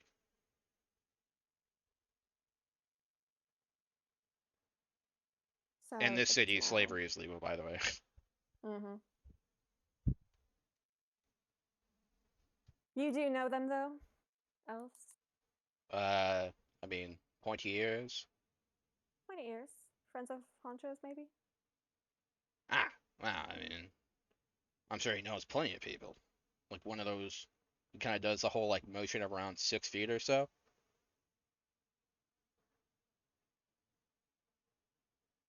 Thanks for your time. So, anyway, you can't just go walk through the desert. So I've arranged transportation. First thing in the morning. Or wait, no, hold on. No, that was booked. Okay, so in about an hour or so, there's gonna be a blimp. Take the blimp down into the desert, deliver the item, come on back. And how much would you be paying us, just to be perfectly clear? Depending on performance, total about 500 gold plus room and board. Total? Correct. Or that's hardly 100 gold each. Well, true, but you know what they say. Gold split better in different ways. You know what they say. When your halfling donkey robs, you must pay very well to make up for it. Look, I got you the money back. We got us the money back. We, us, same thing, really. We're a team. Gonna do like this emotion. I'm hurt. Deeply. 600, not a coin 700 more. total. 600, not a coin more. Deal. Thank you. Plus this. He hands out like a small little bag. It's got some rings in it. Make sure when you go on the blimp, you have the ring on. Okay? I take it and check, make sure there's 5. There's enough rings for everyone. Can I ask why we need them on when we're in the blimp? Look, think of it as insulation. Trust me, you're gonna want them on. And he goes and serves other customers. And he has given you the information you need to know to get to where you need to go for the blimp. I'm gonna pass the rings to Natalia for an Arcana check super fast. Okay. That is 19. They have a lesser feather enchantment on them. Lesser what? Lesser feather enchantment. Lesser feather? Yep. As in, I like, don't it's know what that essentially a means. feather spell I that have no is idea what it is. conditional and or intermittent. Wait, so like if we fall out of the blimp, Possibly. if there's more than 5, I put on 2. Queen I is was so so worried about there's the actually situation. there's actually 6 rings. I put on 2. I'll say I'm holding on to it. Varilla asks, is the last one for someone else? Jeb's already walked away. Oh. Alrighty then. We'll figure it out as we go. Let's hope we don't need them. Queen became very concerned. Fun fact, that is something I forgot to mention, that Natalia is scared of heights. But by the way, just so you know, there is actually a there's actually like a craftsman's indication on there. Like your Arcana would basically let you know that these are practice pieces for crafting rings. This is basically a bargain bin item. Yeah. This is probably like the overrated. equivalent of made in China magic. He's back over by the bar. Yeah. If I look at his fingers, do I notice any rings that look like the ones he gave us but better? He has various different jewelry. Any of them that look similar? There is a ring on there that is bright. You don't want to say it's bronze, but it is like a brown kind of metal, but it has an unusual sheen to it. Okay, I'm gonna walk over to him and I'm gonna hold out my hand to shake his hand and I'm just gonna say, just wanted to say thanks again for the generous opportunity to help us get back on our feet. Mm-hmm. And that's Does it. he shake my hand? Yeah, he shakes your hand. Okay, when he shakes my hand, I want to try and take it. Okay. So you grab the ring. No, like sleight of hand it. Yeah, you get it. Oh, I do? Really? He Yeah. doesn't notice? Yeah. Okay, I'm gonna bring it back. I'm gonna hand it to Natalia. Thank you. Natalia, as she hands you the ring, you notice that Jeb, he kind of leans back against the backside of the bar and presses into like one of the wood panels, and it reveals like a little compartment, and there's a ring there, and he grabs the ring and it disappears from your hand. Oh. Right. And he closes the compartment, and it's like it never was there. It's like it's always been like a little revolving door. Right. I think Natalia definitely would just. There's a compartment on the bar, and just like hold up her hand to show that it's not. She doesn't have the ring anymore. When she had it for like the brief 30 seconds, or when I had it, did it look at all similar to ours? Different kind of material. Definitely Different kind of interesting material. though. Would you be up for a test? What? Wait, was that to me? Yes. Sorry, what'd you say? would you be up for a test? See if he can bring one of these back. And she's gonna like hold up like the little, essentially bargain bin ring. Always. Right. And she's gonna like place it in your hand. Okay. Not quite sure how to go about it, but it'd be good to know if he can bring those back as well, and if we are being sent on a death mission. Is Magda in the room? Yes, she is. I'm gonna go over to Magda. She's currently petting a dog inside of a sack. It's like a little black There's a dog. There's a dog inside a sack, Yeah, a little black dog. like a purse dog. Yeah. Huh. Okay. But she's not busy. She's just petting the dog. Yeah. Okay. I'm going to go over to her. I'm gonna bring Natalia. You say, "What can I do for you little girls?" Well, she's little. She's she's like young, etc. Not necessarily size or age. Magda, I wasn't sure if I should say anything, but when we were coming back, we overheard this person talking. Like, they were passing right by the inn, and they were talking about how Jeff had promised them so much money, and they were talking about how they might come here, and I don't know, I'm worried. They looked like trouble. What do they look like? One of them was definitely an elf. One of them was a human. I don't know. They had hoods up. Oh, I see. I see. Well, I have I do treat people very well until they do something silly. And there in the corner, there's like this big buff man, and he he's like clearly drunk, and then he makes a critical mistake. You hear him like get like a hoagie, and he spits it on the floor, and then the entire inn is so quiet you could hear a pin drop.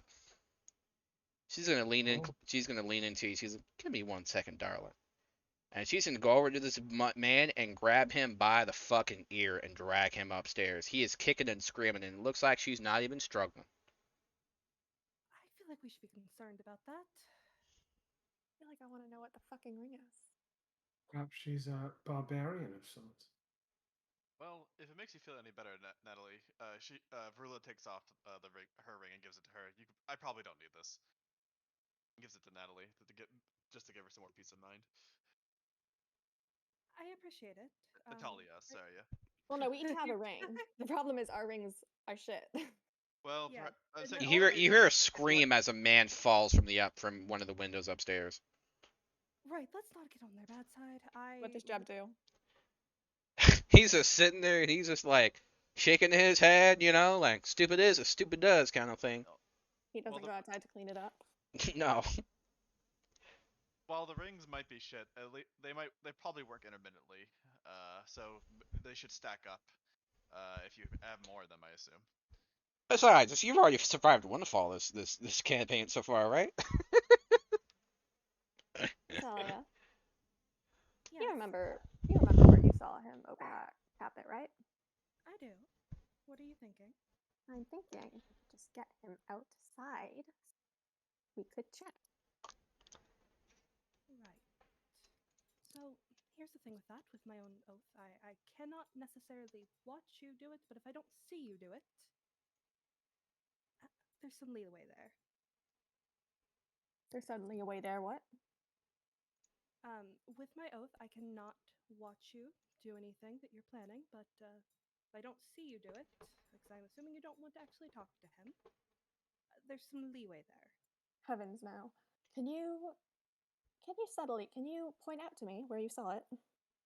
Of course. And I think like she just like uses her tail and just kind of flicks it up a little bit so that she's not directly pointing at it, and uses the tip of her tail to point it out for a second before flipping her tail back down. Okay. You have a clear indication where it was. Yeah. So I'm just going to I'm just gonna kind of give a smile. You are on such good terms with the donkey. Do you think you could persuade him to just cause a teensy tiny bit of havoc? I can certainly try. Fight a few customers. Now, Grandma Magda comes down the stairs with a mop and like throws it at Jeb and says, "You go clean that up." And he's like, "The fuck did I do?" Right? And so they're having like a 30-second conversation about that. Okay. I Natalia's search just gonna lean over and just go. Well, and then start heading towards the stairs herself. To go. I'm gonna nope. I'm gonna grab her. I'm gonna say I want to see if he. I'm gonna say hold the donkey plan. I want to see if he cleans it up. She's gonna start beating his head with a like with the broom to get him to go do it. And he's like, all of that, and he goes over towards the thing, starts cleaning it all up, has the bucket, does the whole thing. So he's outside now. He's at the door. Okay. You hear like some pained groans outside. Okay, yeah. So I'm gonna grab Natalia now. I'm gonna say, just keep Magda facing away from behind the bar. Right. And I think with that, Natalia is just going to take a deep breath and just this little sigh. And she just, Magda, about the wolves. I'm going to send a very quick message. And I say, if all else fails, ask about the cookies. And Natalia's going to give a little nod and just, will you come sit with us at the table and tell us more about them? Well, I tell you what, we started off with having wolves around, and then we thought it'd be a good idea. They're often cute and they're helpful. What would make them so a little bit nicer to us? And she's going to tell you about how wolves were domesticated. Okay, so Magda's over there. Jeb is, quote unquote, cleaning up. I'm going to very stealthily make my way behind the bar and press the thing. It doesn't move. It's like it's a solid wall.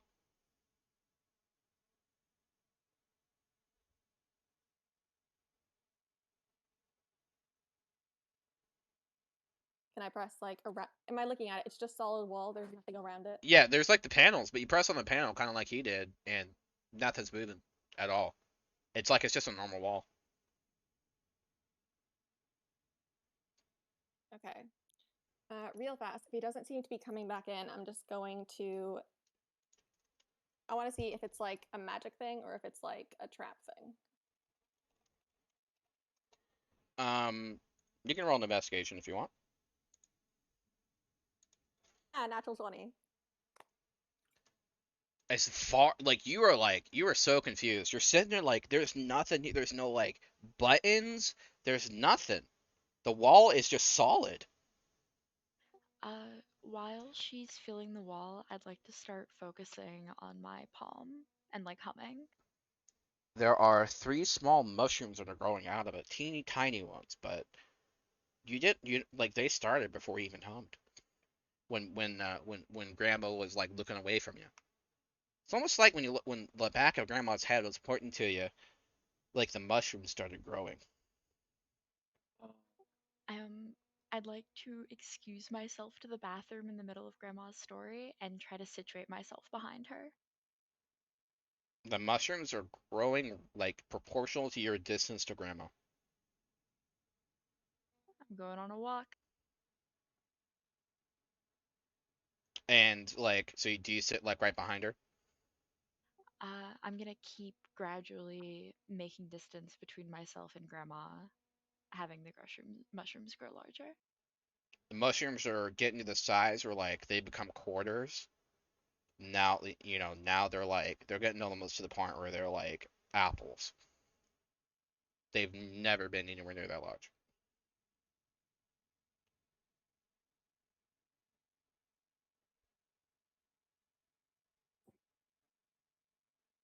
I'm just noticing that Natalia left, and I'm not finding anything, so I head back to the table. And Magda's gonna say, and then, well, we figured if we gave them some meat, and we gave them cute names, and we treated them with kindness and respect, they'd be friendly with us. And sure enough, they did. A little bit of language bridging didn't help too. Fair enough. It was a really good tale. Thank you. Anytime, dear. Let me know if you want some more cupcake in a jar. I will, thank you. She's referring to the potion she gave you. Oh, is she? Yeah, it has a symbol. It has like a little picture of a cupcake on it. That's super funny. That is adorable. I definitely will. I appreciate you giving me the one. Absolutely, dear. One last question, Magda, so quickly.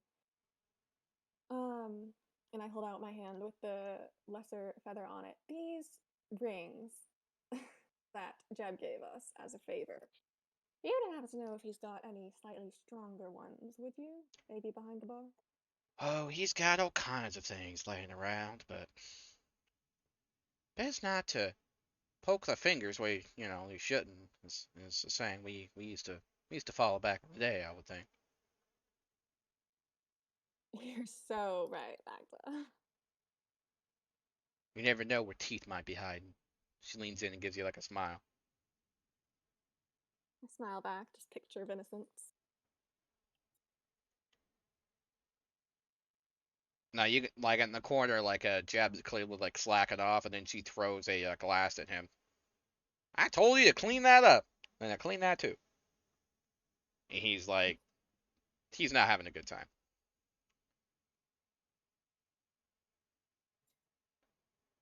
I think Natalia's gonna wait for like Grandma to kind of go and take care of Jeb, and then she's gonna lean on the table again. She's just, so you didn't find anything. I do not trust him as far as I can throw him, but he knows some kind of magic, because there is nothing there.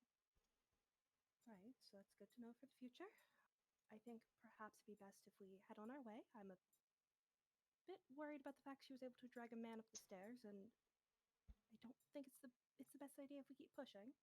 I'm gonna hand you the vial that I have, and I'm gonna say, do you know what this is? The preservation one. I can look at it. Give me a moment, and she's gonna roll Arcana. Can I roll Arcana? You can. I mean, there's no really necessary. Like it's the rune, It's basically like, as far as you know, the preservation rune is simply inscribed on an object to like try to preserve the quality, or like it's kind of like you would have like on like a case you'd put food in, or maybe wine, things like that, to keep it like in the same or similar state and make it last longer.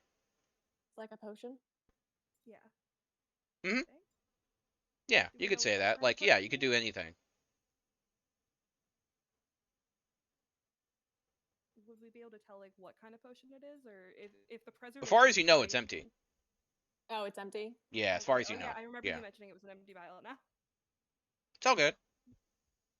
So I think Natalia just, well, I can tell you the rune. It's a preservation rune, but that's about all I know. I mean, I'm not quite trusting the fact that they want to set us out on the blimp. But I am not quite trusting anyone here, but he's willing to pay us about 120 gold each. I have someone willing to pay us 10,000 gold each, and then some. 10,000 gold, you say? Varula looks up. At that moment. Yeah. but what do they want us to do? Is the question. I wrote it down. Okay, hang on. Out of character.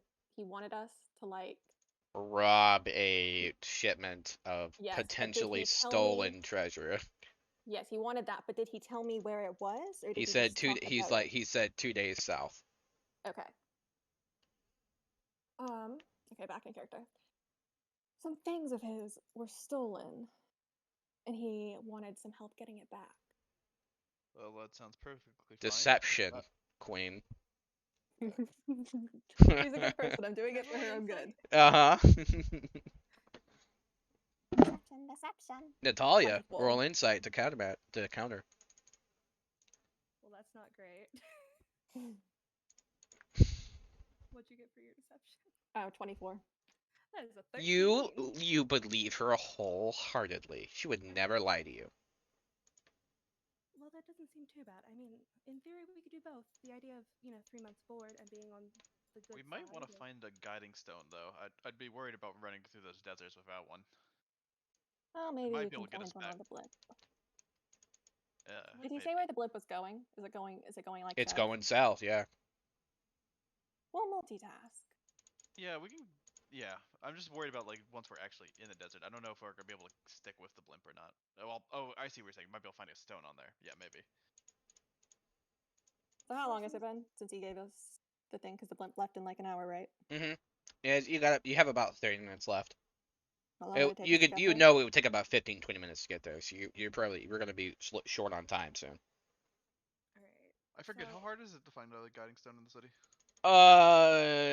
Fairly, like, it's not difficult to find. It's difficult to get without raising eyebrows because, like, it's one of those It's things pricey. where it's crafted by essentially nobility and things like that, and like, it's weird to buy one without having like a very good reason, right? Because anyone that is like anyone else, it would like that is normal, just travels by blimp guaranteed, right? They wouldn't go out there Got on it. foot.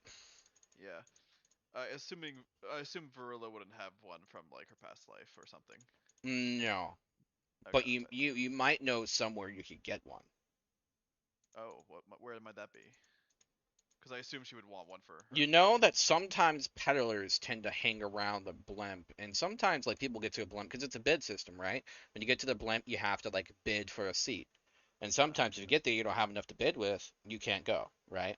So Okay. some of them will hang around there, being like, they'll have like a ticket that they already arranged with like them to sell, or they'll even have goods, or even sometimes a guiding stone.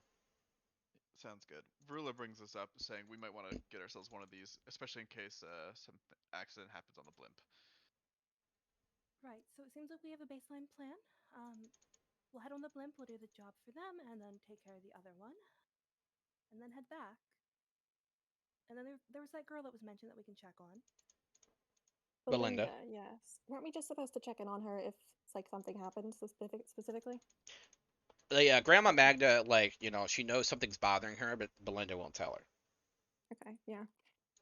I'm sure whatever her problem is, we'll keep for 48 hours or so. And she told you she likes to sleep in like the alley, kind of like in between the inn and like the blimp. Okay, knowing how much time it takes to get there, knowing how long we have, I'm just gonna kind of say, I'm gonna well, tell you if out of we character, you don't really worry about it. It's just trying to get you in okay, that general direction a little bit. That's all. Okay. So Okay. you will arrive at the correct time, essentially. Don't worry too much about it. okay. So And so yeah, Varilla would try to when we got to the blimp area, try to find a guiding stone in the market. okay.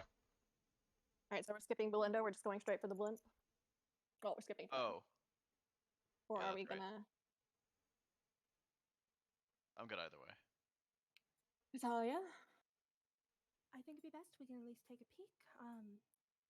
And then on the way, perhaps since we haven't had a formal introduction, we can introduce ourselves. I assume, at least from talking to that one, you also saw the orb. The what? Right. So that's out of the way at least. We know that that is interconnecting among all of us, I believe, at this point. I'm good to go Yep, if you are. I'm good to go too. We seem to be here for a reason. Maybe some things will be clear if we just go about our journey. Maybe someone's guiding us. We'll see. Oh my gosh, God. Citra, you're being so quiet. All good. All right, so you Well, guys, all gather up together, and you head out towards the end, and you notice that like immediately, like this is a city of like haves and have-nots. There are tons of people in like corners, like hiding behind bins of trash, whatever they could do, right? If you don't have money in this city, you're not living a very good life. There's people panhandling every now and then. There's even like a dude who's like covered in like blankets and even just looking at his feet, you can kind of see like he's in really bad shape. He's got all kinds of weird green, red lesions on his feet. He's got like pus coming everywhere, and he's just trying to like catch some sleep because believe it or not, it's like a little, it's like a, kind of like an afternoon, but for some reason it's kind of damp, and it's like super cold. And he's just trying to like cover up in blankets, and there's like all kinds of people like that who are just having like a bad time. Would Natalia be able to tell if it is infectious what is on him? Um, you wouldn't know necessarily. I mean, you wouldn't know that, like, you look at him and it does, it's like every instinct tells you, that it's probably not good to touch, but you don't know medically necessarily if it's actually contagious. I'm definitely just gonna think kind of put my hands on her shoulders and continue steering her forward. He's he's gonna have like a shaking hand, and it's like super, he's a pretty old dude. He's gonna hold up a hand and that and say, "Can I have a coin?" I drop him a coin very quickly and also keep walking. Yeah, I definitely think at that point, like she is dragging Natalia along because Natalia No, definitely with would force. have stopped. Yeah, With force. would have stopped 100%. I am steering her along.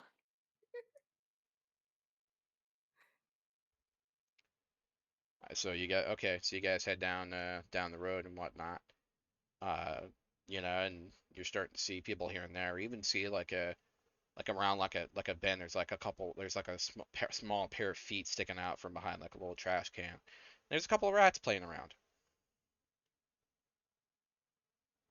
And then you see like a small pair of fingers like pushing past like the just like you can barely see like the fingers, and you can see it like crumbling up some cheese and putting it in front of the rat.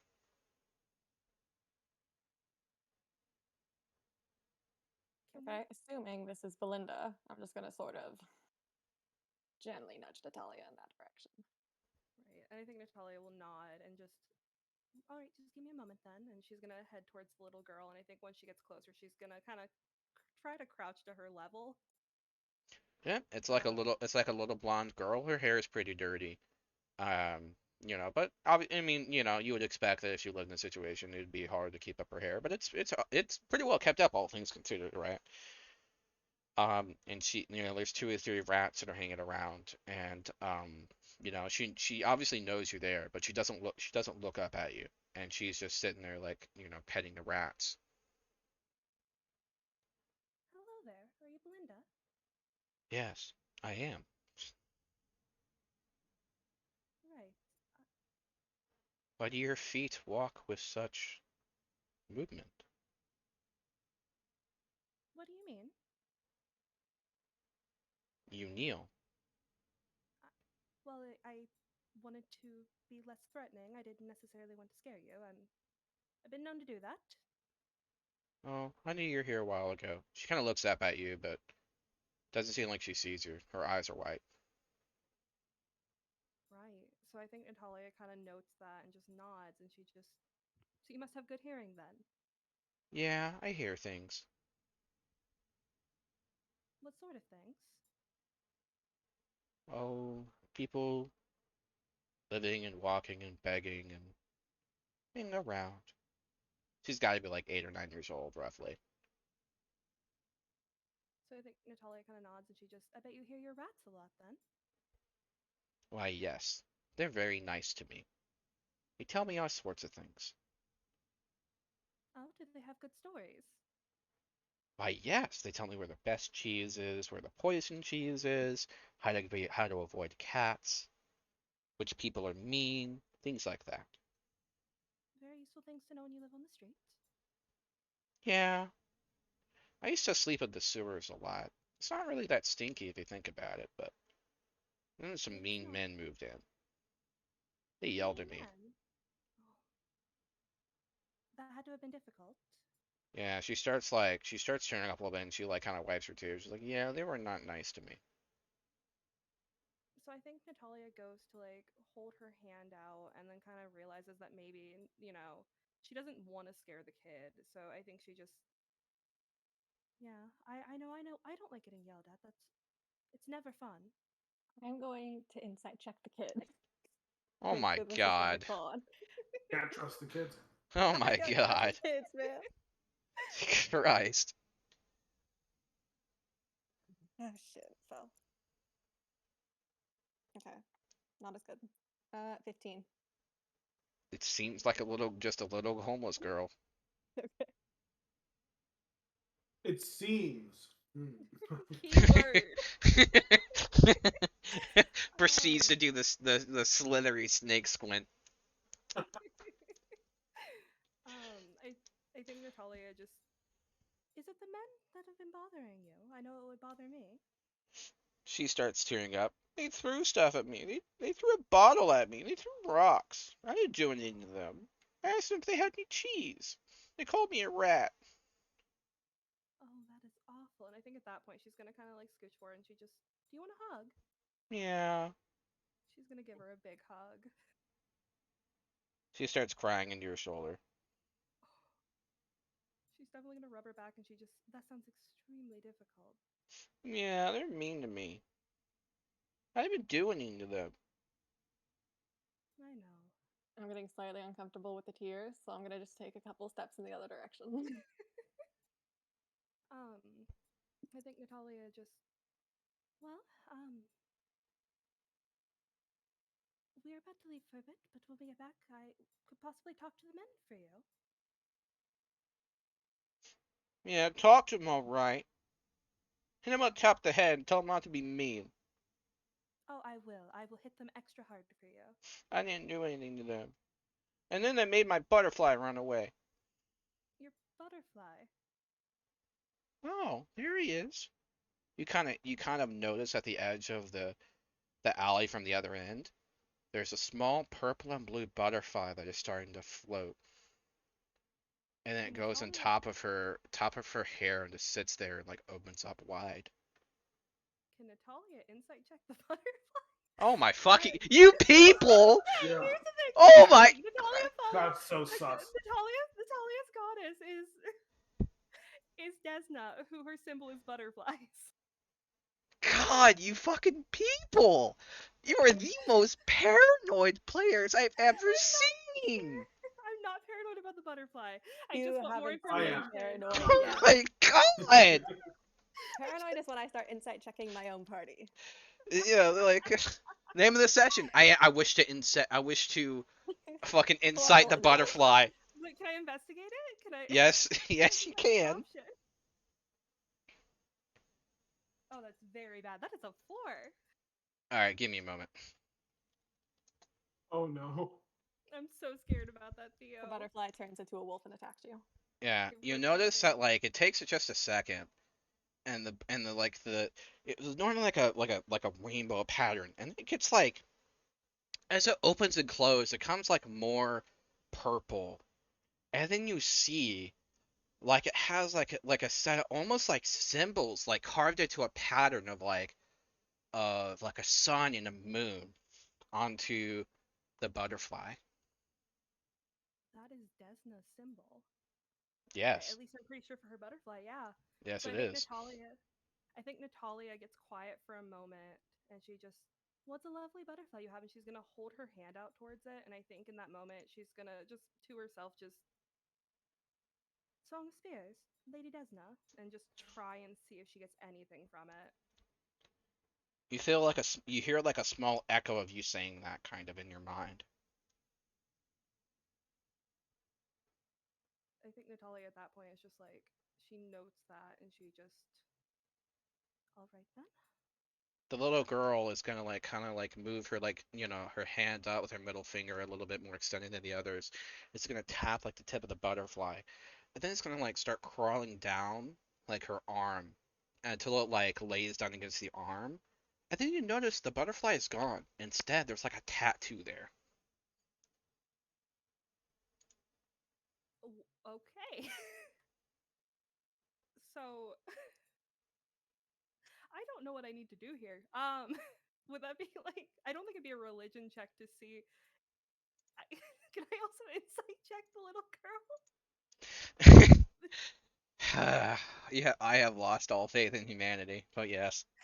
Well, I want to get. Okay, here's what I'm trying to do, and you can tell me what I need to do. Yeah. I want to get more information.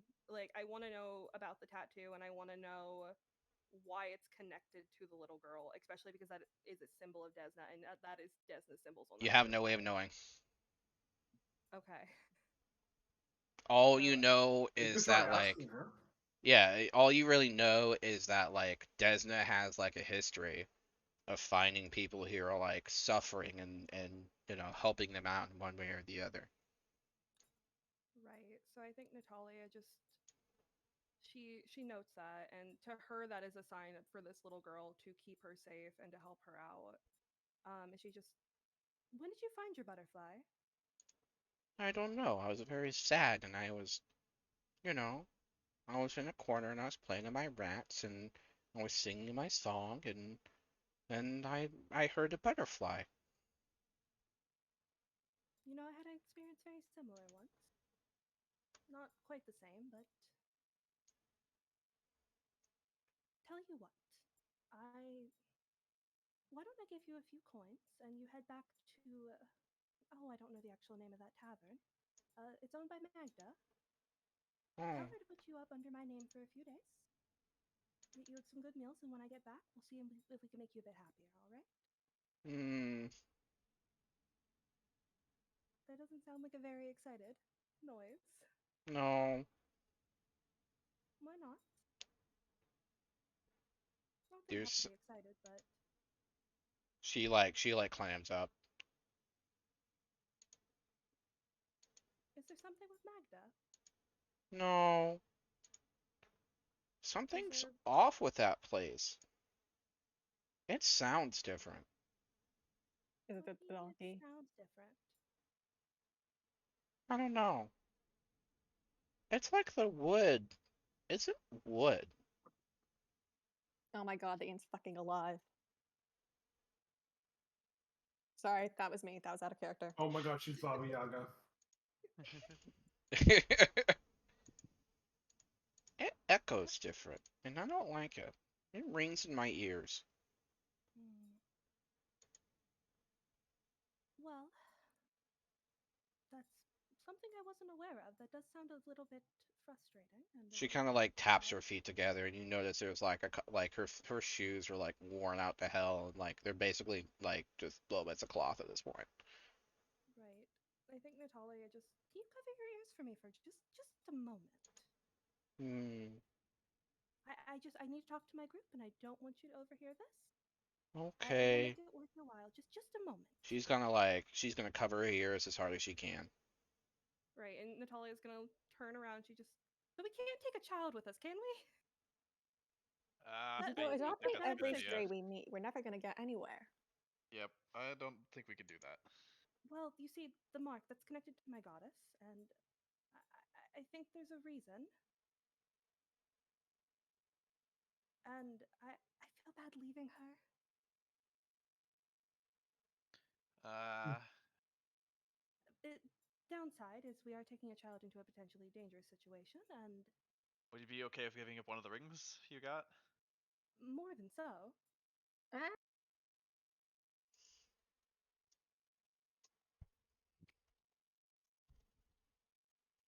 Look, Uh, let's. Has your god asked you to watch over this child? uh, I'm assuming so.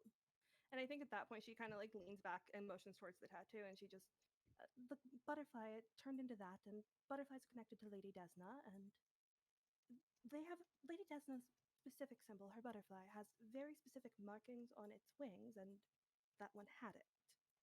Rula says, "Well, you convinced me. Let's bring her." Right. I would like to point out that one of our tasks is to retrieve stolen goods, which sounds like a fight in my mind. And That is I also my concern. I I'll be do honest. believe that she's been living on the streets for a while.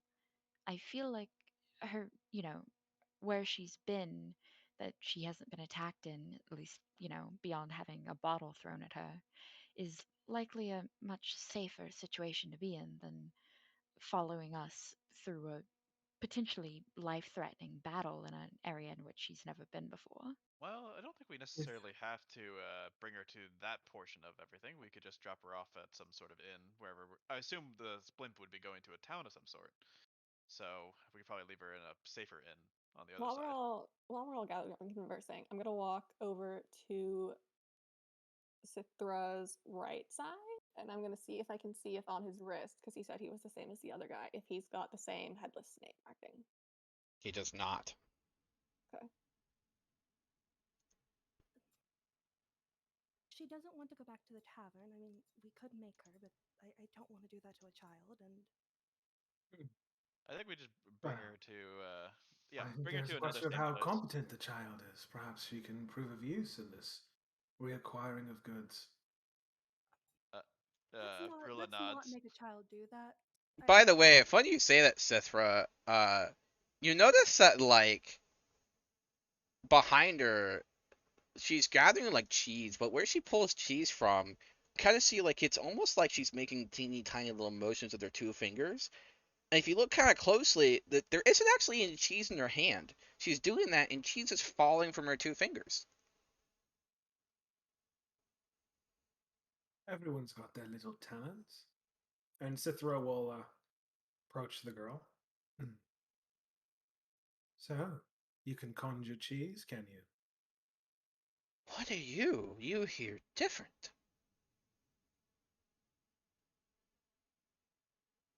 What do I hear like? She's gonna reach out like a hand to you. I won't stop her. And she's gonna touch your chest, and then she's gonna like slightly kind of like move her fingers as if trying to go towards your back. This is happening. I'm getting a teensy bit nervous with the creepy cheese making child, and there starts to be a couple of. There's like this little bit of snow kicking up around my feet. Brilla just kind of watches fascinated. She's going to like, like stop kind of like on your side, just touching a little bit of your back. And she's gonna, and she kind of feels like one of your like your heart's like pulsing, I assume, like and whatnot.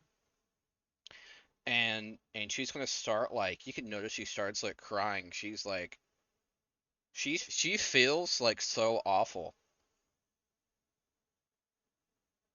I tilt my head, confused. What has troubled you? I'm sorry. Sorry for what? She shakes her head.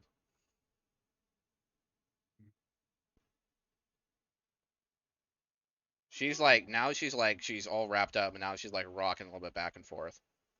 Natalia is definitely gonna wrap her arms around her again and try and like calm her down. She obviously feels significantly better. I think Natalia just Belinda, right? She'll say yes. Everyone, please roll me a perception check regarding the child. When she opens her eyes a little bit more. It's a 16. An 11. So her 19. eyes, like obviously they were pretty much white, but you can like around it essentially was like kind of like a milky film, right? And it was almost like it was like kind of like a little smattering of kind of like in a galaxy pattern. And now there's a little bit more white in her eye.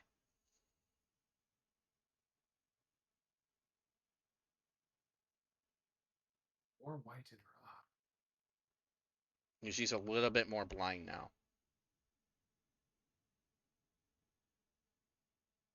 I'm going to, against my better judgment, walk up to the blind child. And I'm going to pull out, I'm going to like, get down to her level. And I'm going to pull out five gold coins. And I'm going to say, Linda, we have to go on a trip for a couple of days. We have to run an errand for a friend. Do you think while we're gone, you could keep an eye on the wood that's not wood? Do you think, are you smart enough to try and figure out what it is? Yeah. I saw what's gonna happen to it, and I don't think it's gonna like it very much. Ooh, do tell. She does the whole ceiling lip and throw away the key motion. All right, you keep your secrets for now, and just let us know if anything unusual happens there. He suggested that she already knows what is going to happen. Well, I don't think. I'm going to message in his head. Well, I don't think she wants to tell us right now. I could make a strong suggestion. I'm gonna ask that you not do that. I don't mean intimidation.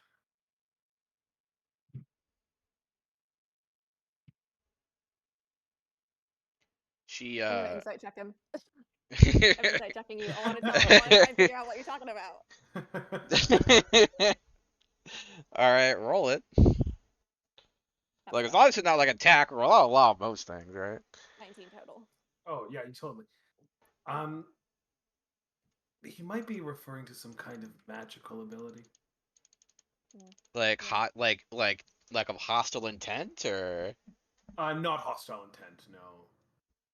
A magical ability that could perhaps get her to tell us something. Message in his head. Absolutely not. It would be quite genuinely a suggestion. I think. I hate this chair. I think. Still in your head. It looks like you're having a conversation with yourself, basically, because my lips aren't moving, but yours are.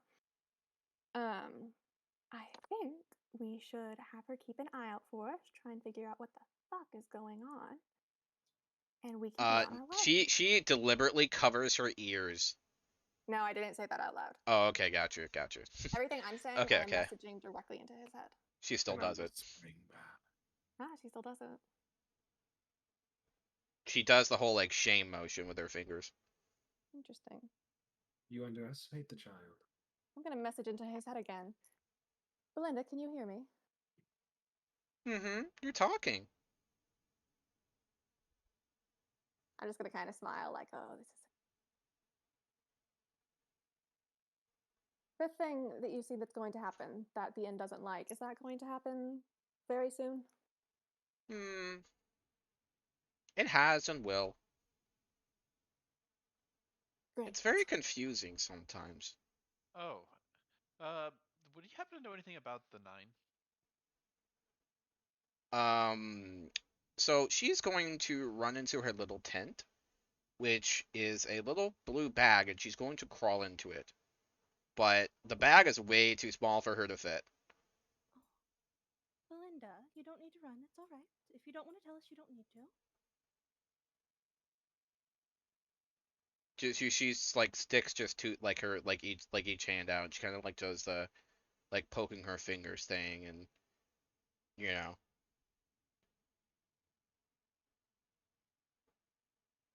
She doesn't really say anything. I think Natalia at that point is just gonna let out a little sigh and she just. Would you rather stay here? Or would you rather come with us?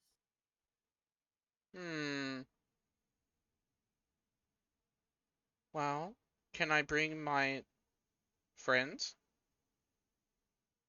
Of course. No. Let her bring the rats. I don't want to release a whole thing of rats onto a blimp. She's gonna kind of like. There's probably already rats on the blimp, to be honest. She's gonna like leave a little trail of cheese, and the rat's gonna go inside a little tent with her. Since you And can hear when I speak with my head, I'm going to turn to Natalia and just say quietly into her ear, I don't think we're going to overcome a couple years worth of trauma in a 10-second conversation. I don't expect to. But leaving a child out here, especially one that has been marked by my goddess, is something I don't necessarily wish to do either, and she doesn't want to go back to the inn. She proves quite useful, quite talented. Natalia definitely is gonna give Sithra a look, and she just, we're not worried about her talents. I'm a little worried about her talents.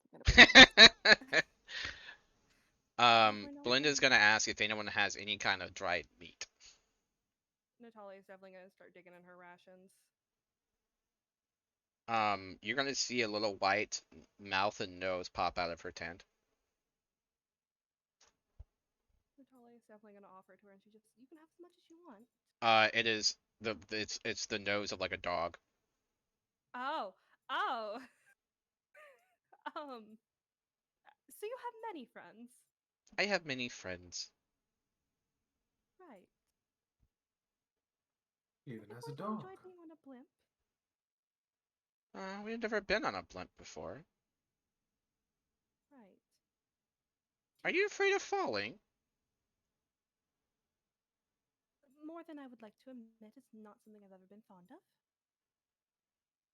I don't think you'd like it, Belinda. It's going to be so high and so windy, and your rats, they won't be welcome. think the dog Oh will no, love it, though. they stay in my tent. And the dog could loves wind in its hair, I imagine. So imagine it'll have a good time up there. Queen is like trying to get everyone to be Yeah. like, do not bring her, and then now like, bring her, Queen does bring not her, want to bring her. bring the creepy telepathic child. Varula has like a half smile on her face the whole time. Meanwhile, Natalie's like, I love her, I will die for her. If you don't bring her, I'll kill you. Natalia's like, this is a small child.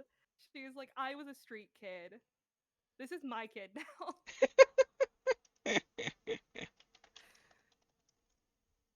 Belinda, are there any other taverns in town? You would know there's lots. There's lots of different ones. Are there any that we would know would be safe or safer?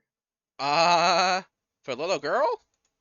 Probably Yeah, not. Right? Yeah, And Alright, Varula I don't think it's a good idea, but Varula would say that like it's like as long as I've known the city, I don't think it's safe to leave a little girl anywhere. I think the best place is probably with us, honestly, I'm fully up for or at going. least close of us. There's a couple more noses that join and start biting into the meat. Well, I don't particularly believe in worshiping the gods, but I'm going to start praying to some of them for patience. does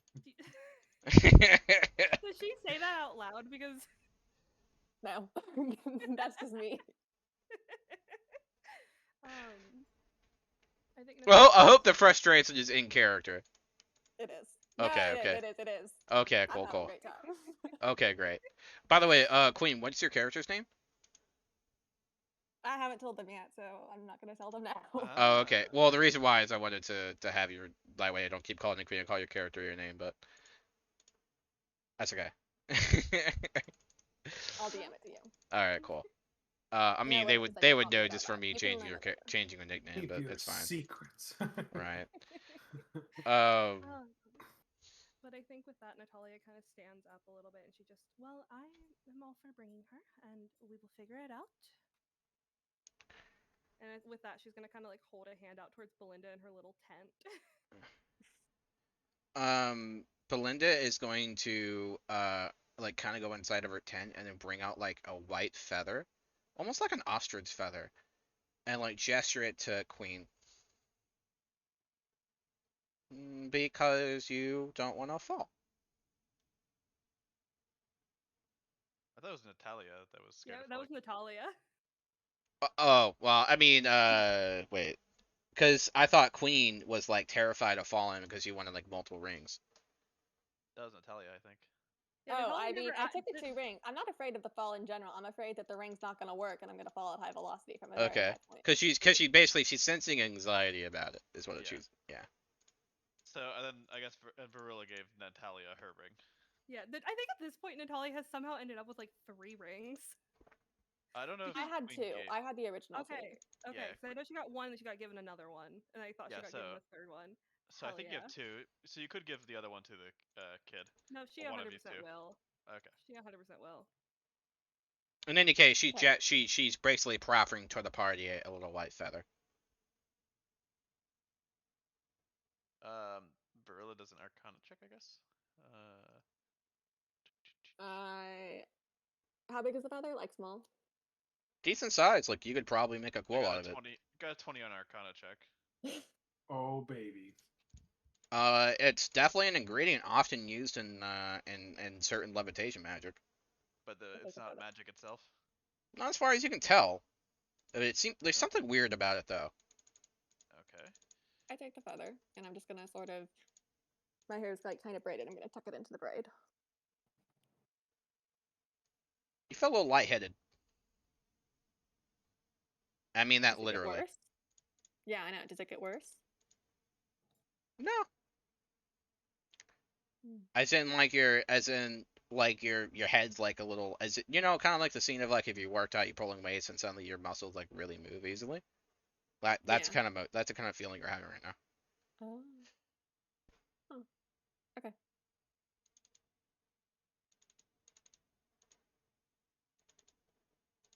Are we good then? Are we in All right. agreement? So good, Natalia. We're just so thrilled to take the 8-year-old with us. Varula laughs like, I know I am. I'm 9, not 8. 9.5. Nearly at double digits. I know, I'm getting so big. He I'm like going stretches to- her arms.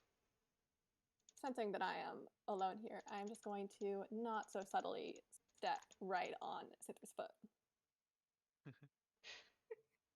I'll just kind of like flick my tongue and tilt my head, kind of unsure.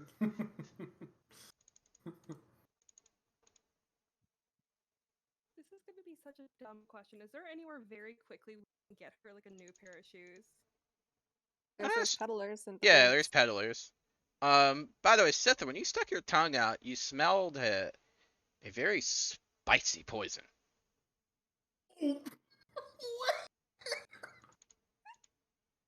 Where? You turn your head to the left, and you see a nondescript man in a trench coat and a hat walking by, but he has his tail obviously tucked behind him. Oh, okay. Now it's game over. All right. Okay. And all right. that's where we're gonna end the session. Okay. Oh my god. That was great. That was great. That was awesome. It's such a good place to end it. Is it the same hooded man that we saw earlier? Just want to like same type of hood at least. same color, except now it's a trench coat. Ah. Yes, hang on. So Oh. when you say you smell poison, that means you smell like that means he's been poisoned or he's carrying it. Okay, so basically because they can't be poisoned, I kind of like however in the sense of like normal food doesn't really taste very good to them. So they flavor it, like for example, kind of like a whiskey has like a fire to it, like they like Mhm. you know like it's something that they could smell very easily, and like it indicates like a food that's like for their kind. It's even been used. So, like Sithra will know as a character, that's even been used as a way to like identify agents in the field. Because it's Agents not of, it's like the hi- cult. yeah, his organization, because like people, they can't detect it. Interesting. It takes like very specific magic. I mean, how many people have you ever known in any campaign or anything like that to prepare like detect poison, right? Like I did. right? I actually thought about it, but then it I was was- going through your character sheet and I saw that you had it, and I was like, we'll be fine. It was meant to be a background character for like until 3 sessions in, and you open the box. You're like, haha, a plan? This is early. It's unprepared. Let's do it.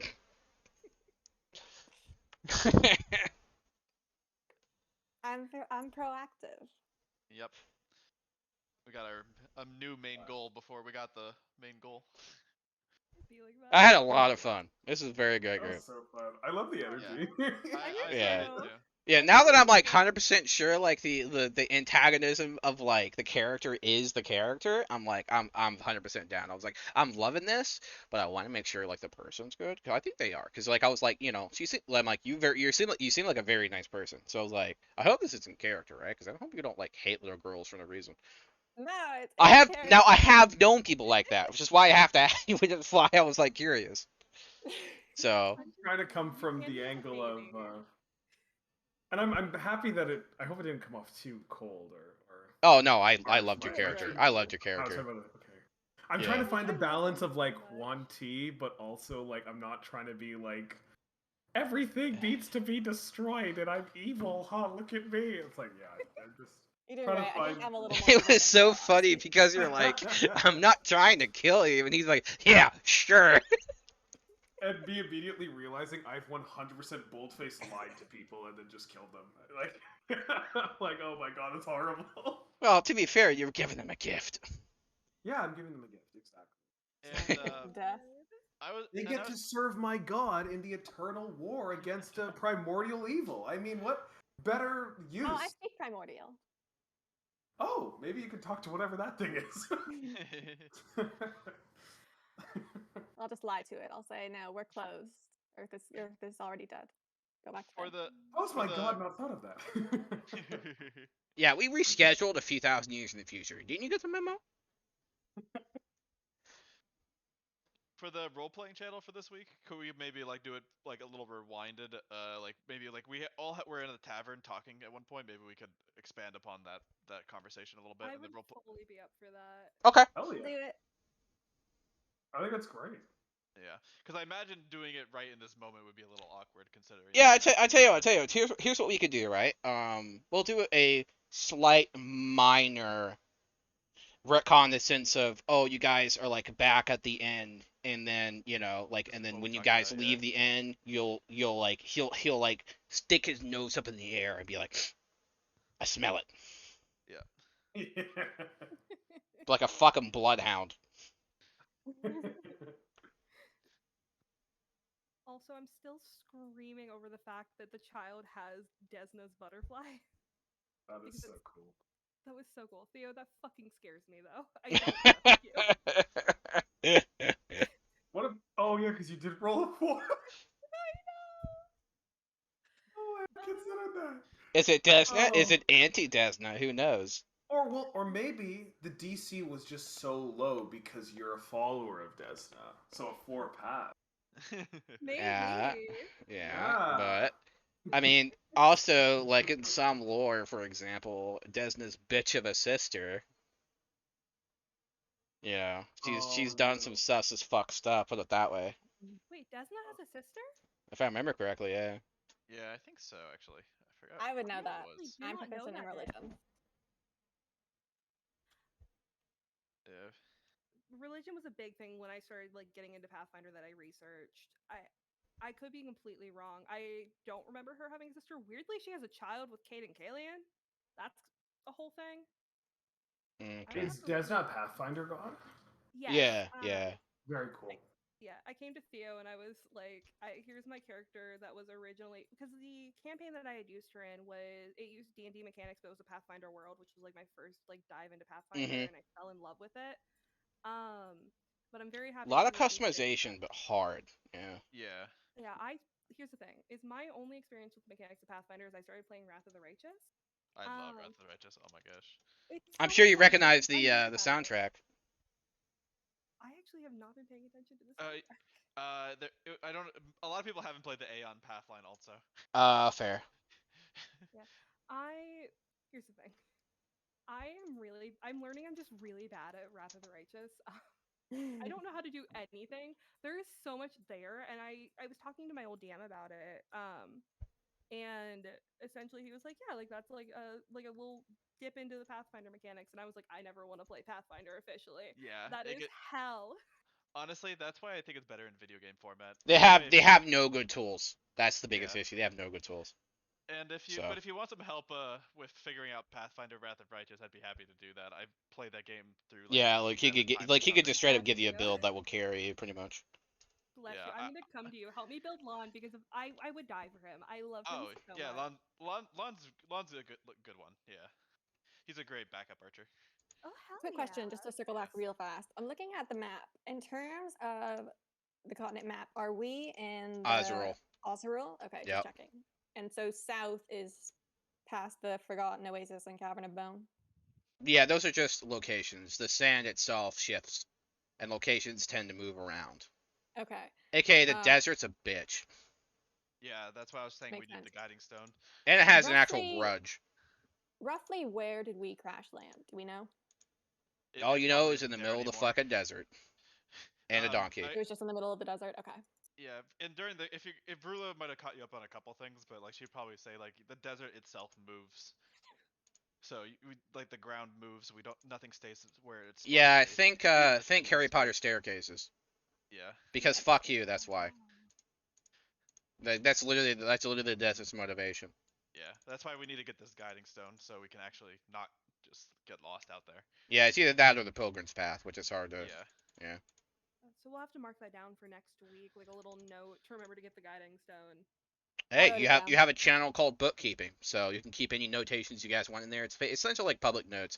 You can have like money you have, treasure you find, things like that. Oh hell yeah! And eventually, you'll be tracking your MP. Like what? Your MP. And what's M? You have not been. Like magic stuff. Maybe. Yeah, you have not been introduced to that particular mechanic yet. Okay. So, Oh, I know what you're talking about. Okay. so I'm excited to see when you introduce it. I already have. Wait, what? What? It's the sparkle stuff. Oh. Greatest sound to hear as a DM ever, dude. I love how we were all like, I know.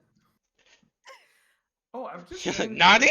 have the spellcasters, have you guys reflavored the look of your spells and things? Have you guys done that?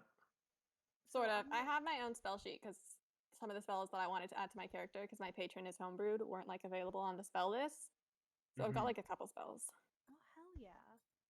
Oh, if need be, I can I- just straight up add them. I should be able to do that. Oh, you're talking Oh, about you D&D can? Beyond? Should be able to, yeah. Cool. Because right now, like on classes, it's like, who's your patron? And I just like left it blank and choose a patron. Gotcha. Okay.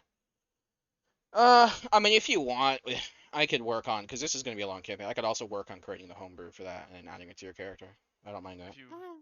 If you feel like homebrewing me my entire Mystic class. No, on bro, D&D bro, Beyond, don't do that to me. I No, don't man, think don't you do need that to to do me. it with D&D Beyond. Dude. You have a fucking PDF, man.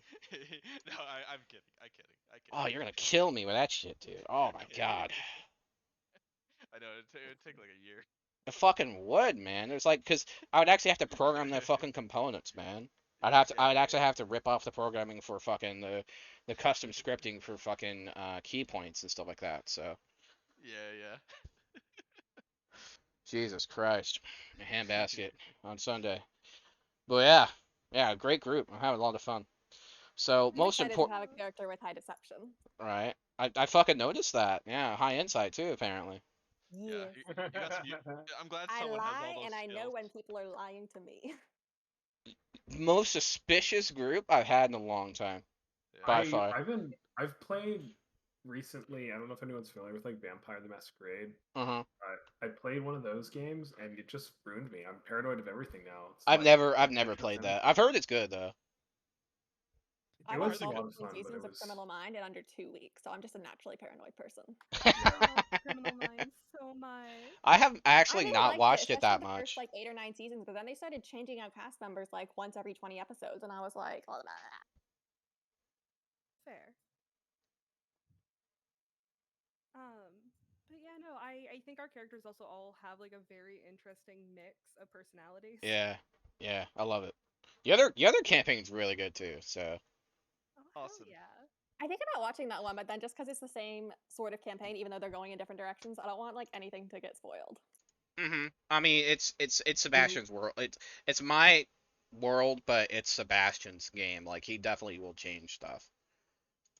His stuff will be a little bit faster paced, but like, I expect that just knowing off him and I suspect that a lot of it will change just so that specifically for that purpose, right?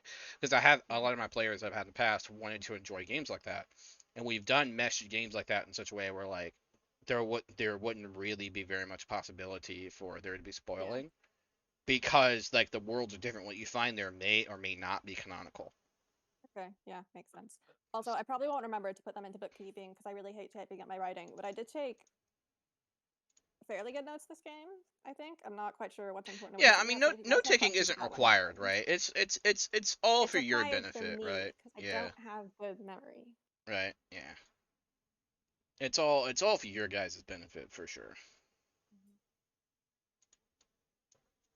So now the most important thing: what do we call the session? Insight check.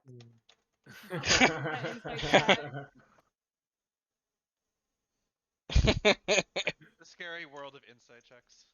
Well, I want to insight check the butterfly. And you were right. I was. But it was like I was like, I don't know what I need to roll here, but like I just want to know about the fucking butterfly.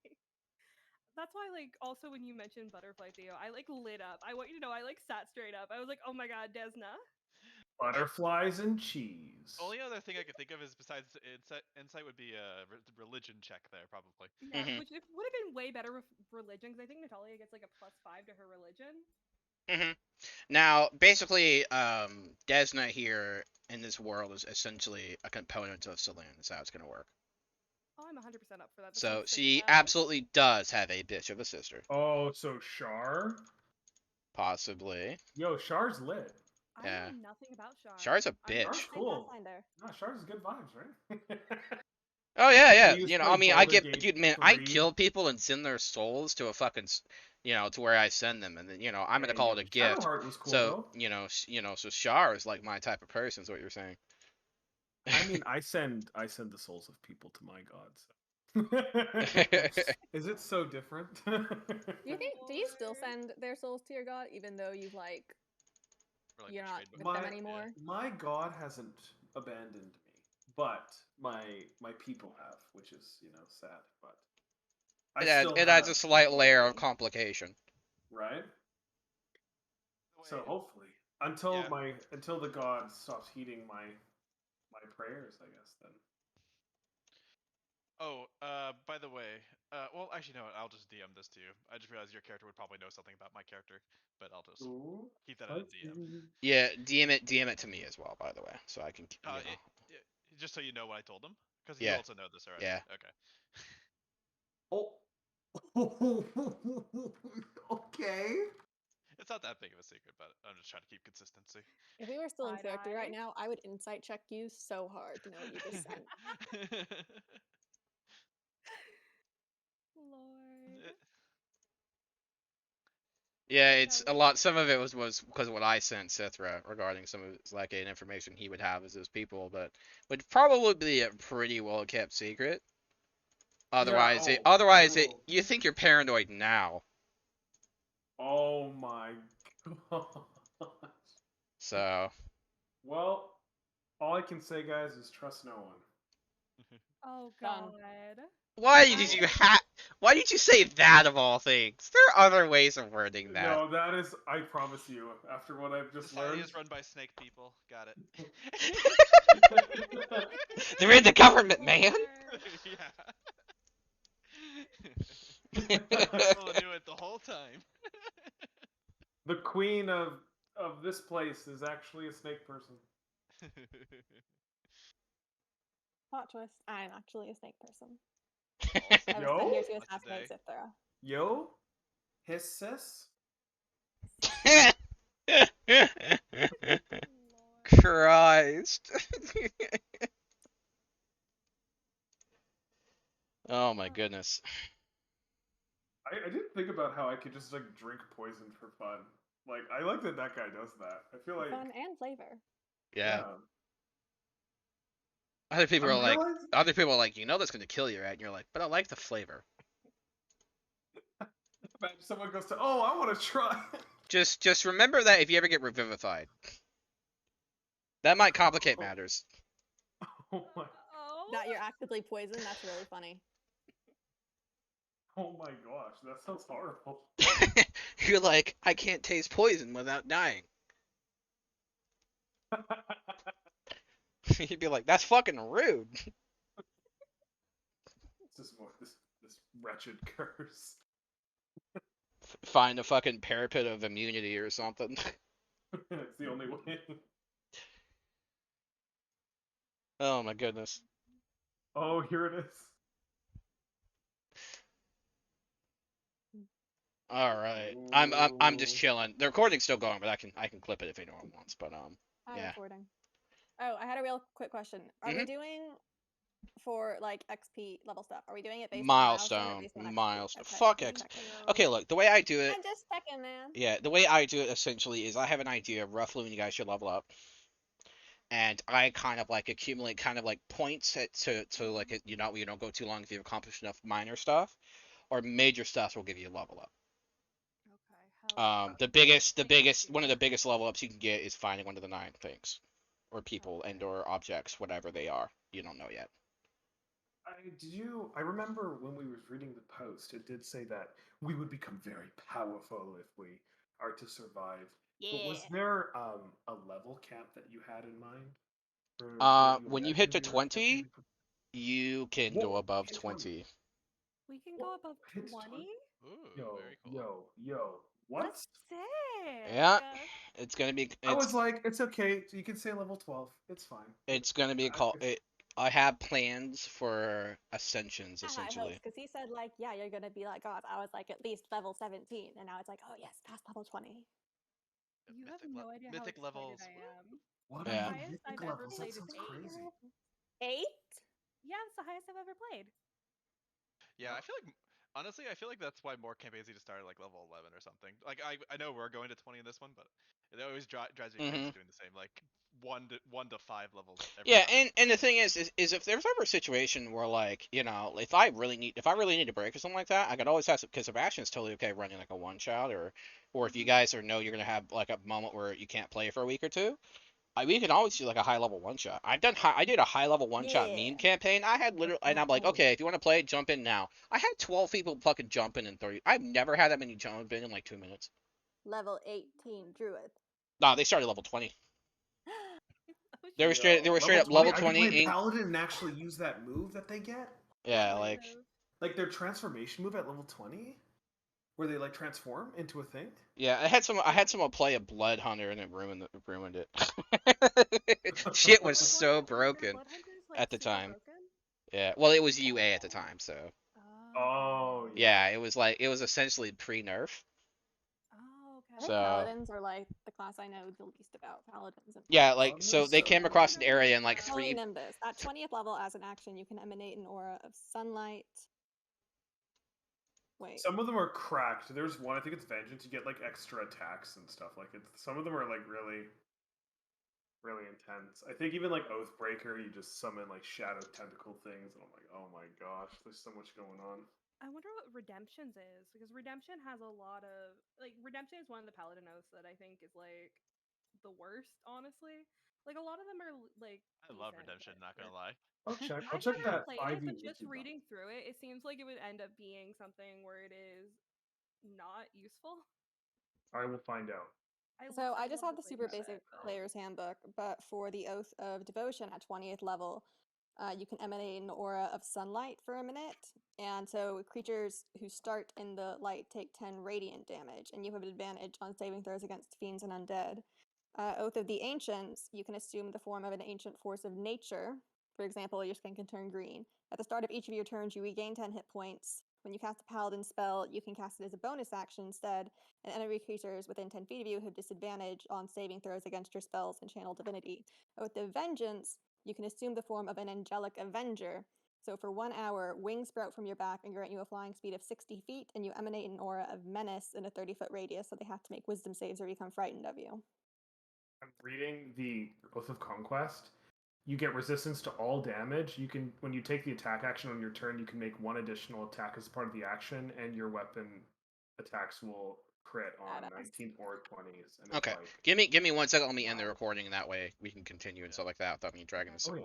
because I thought we were doing other stuff. All right, thank you so much for listening. Have a wonderful day.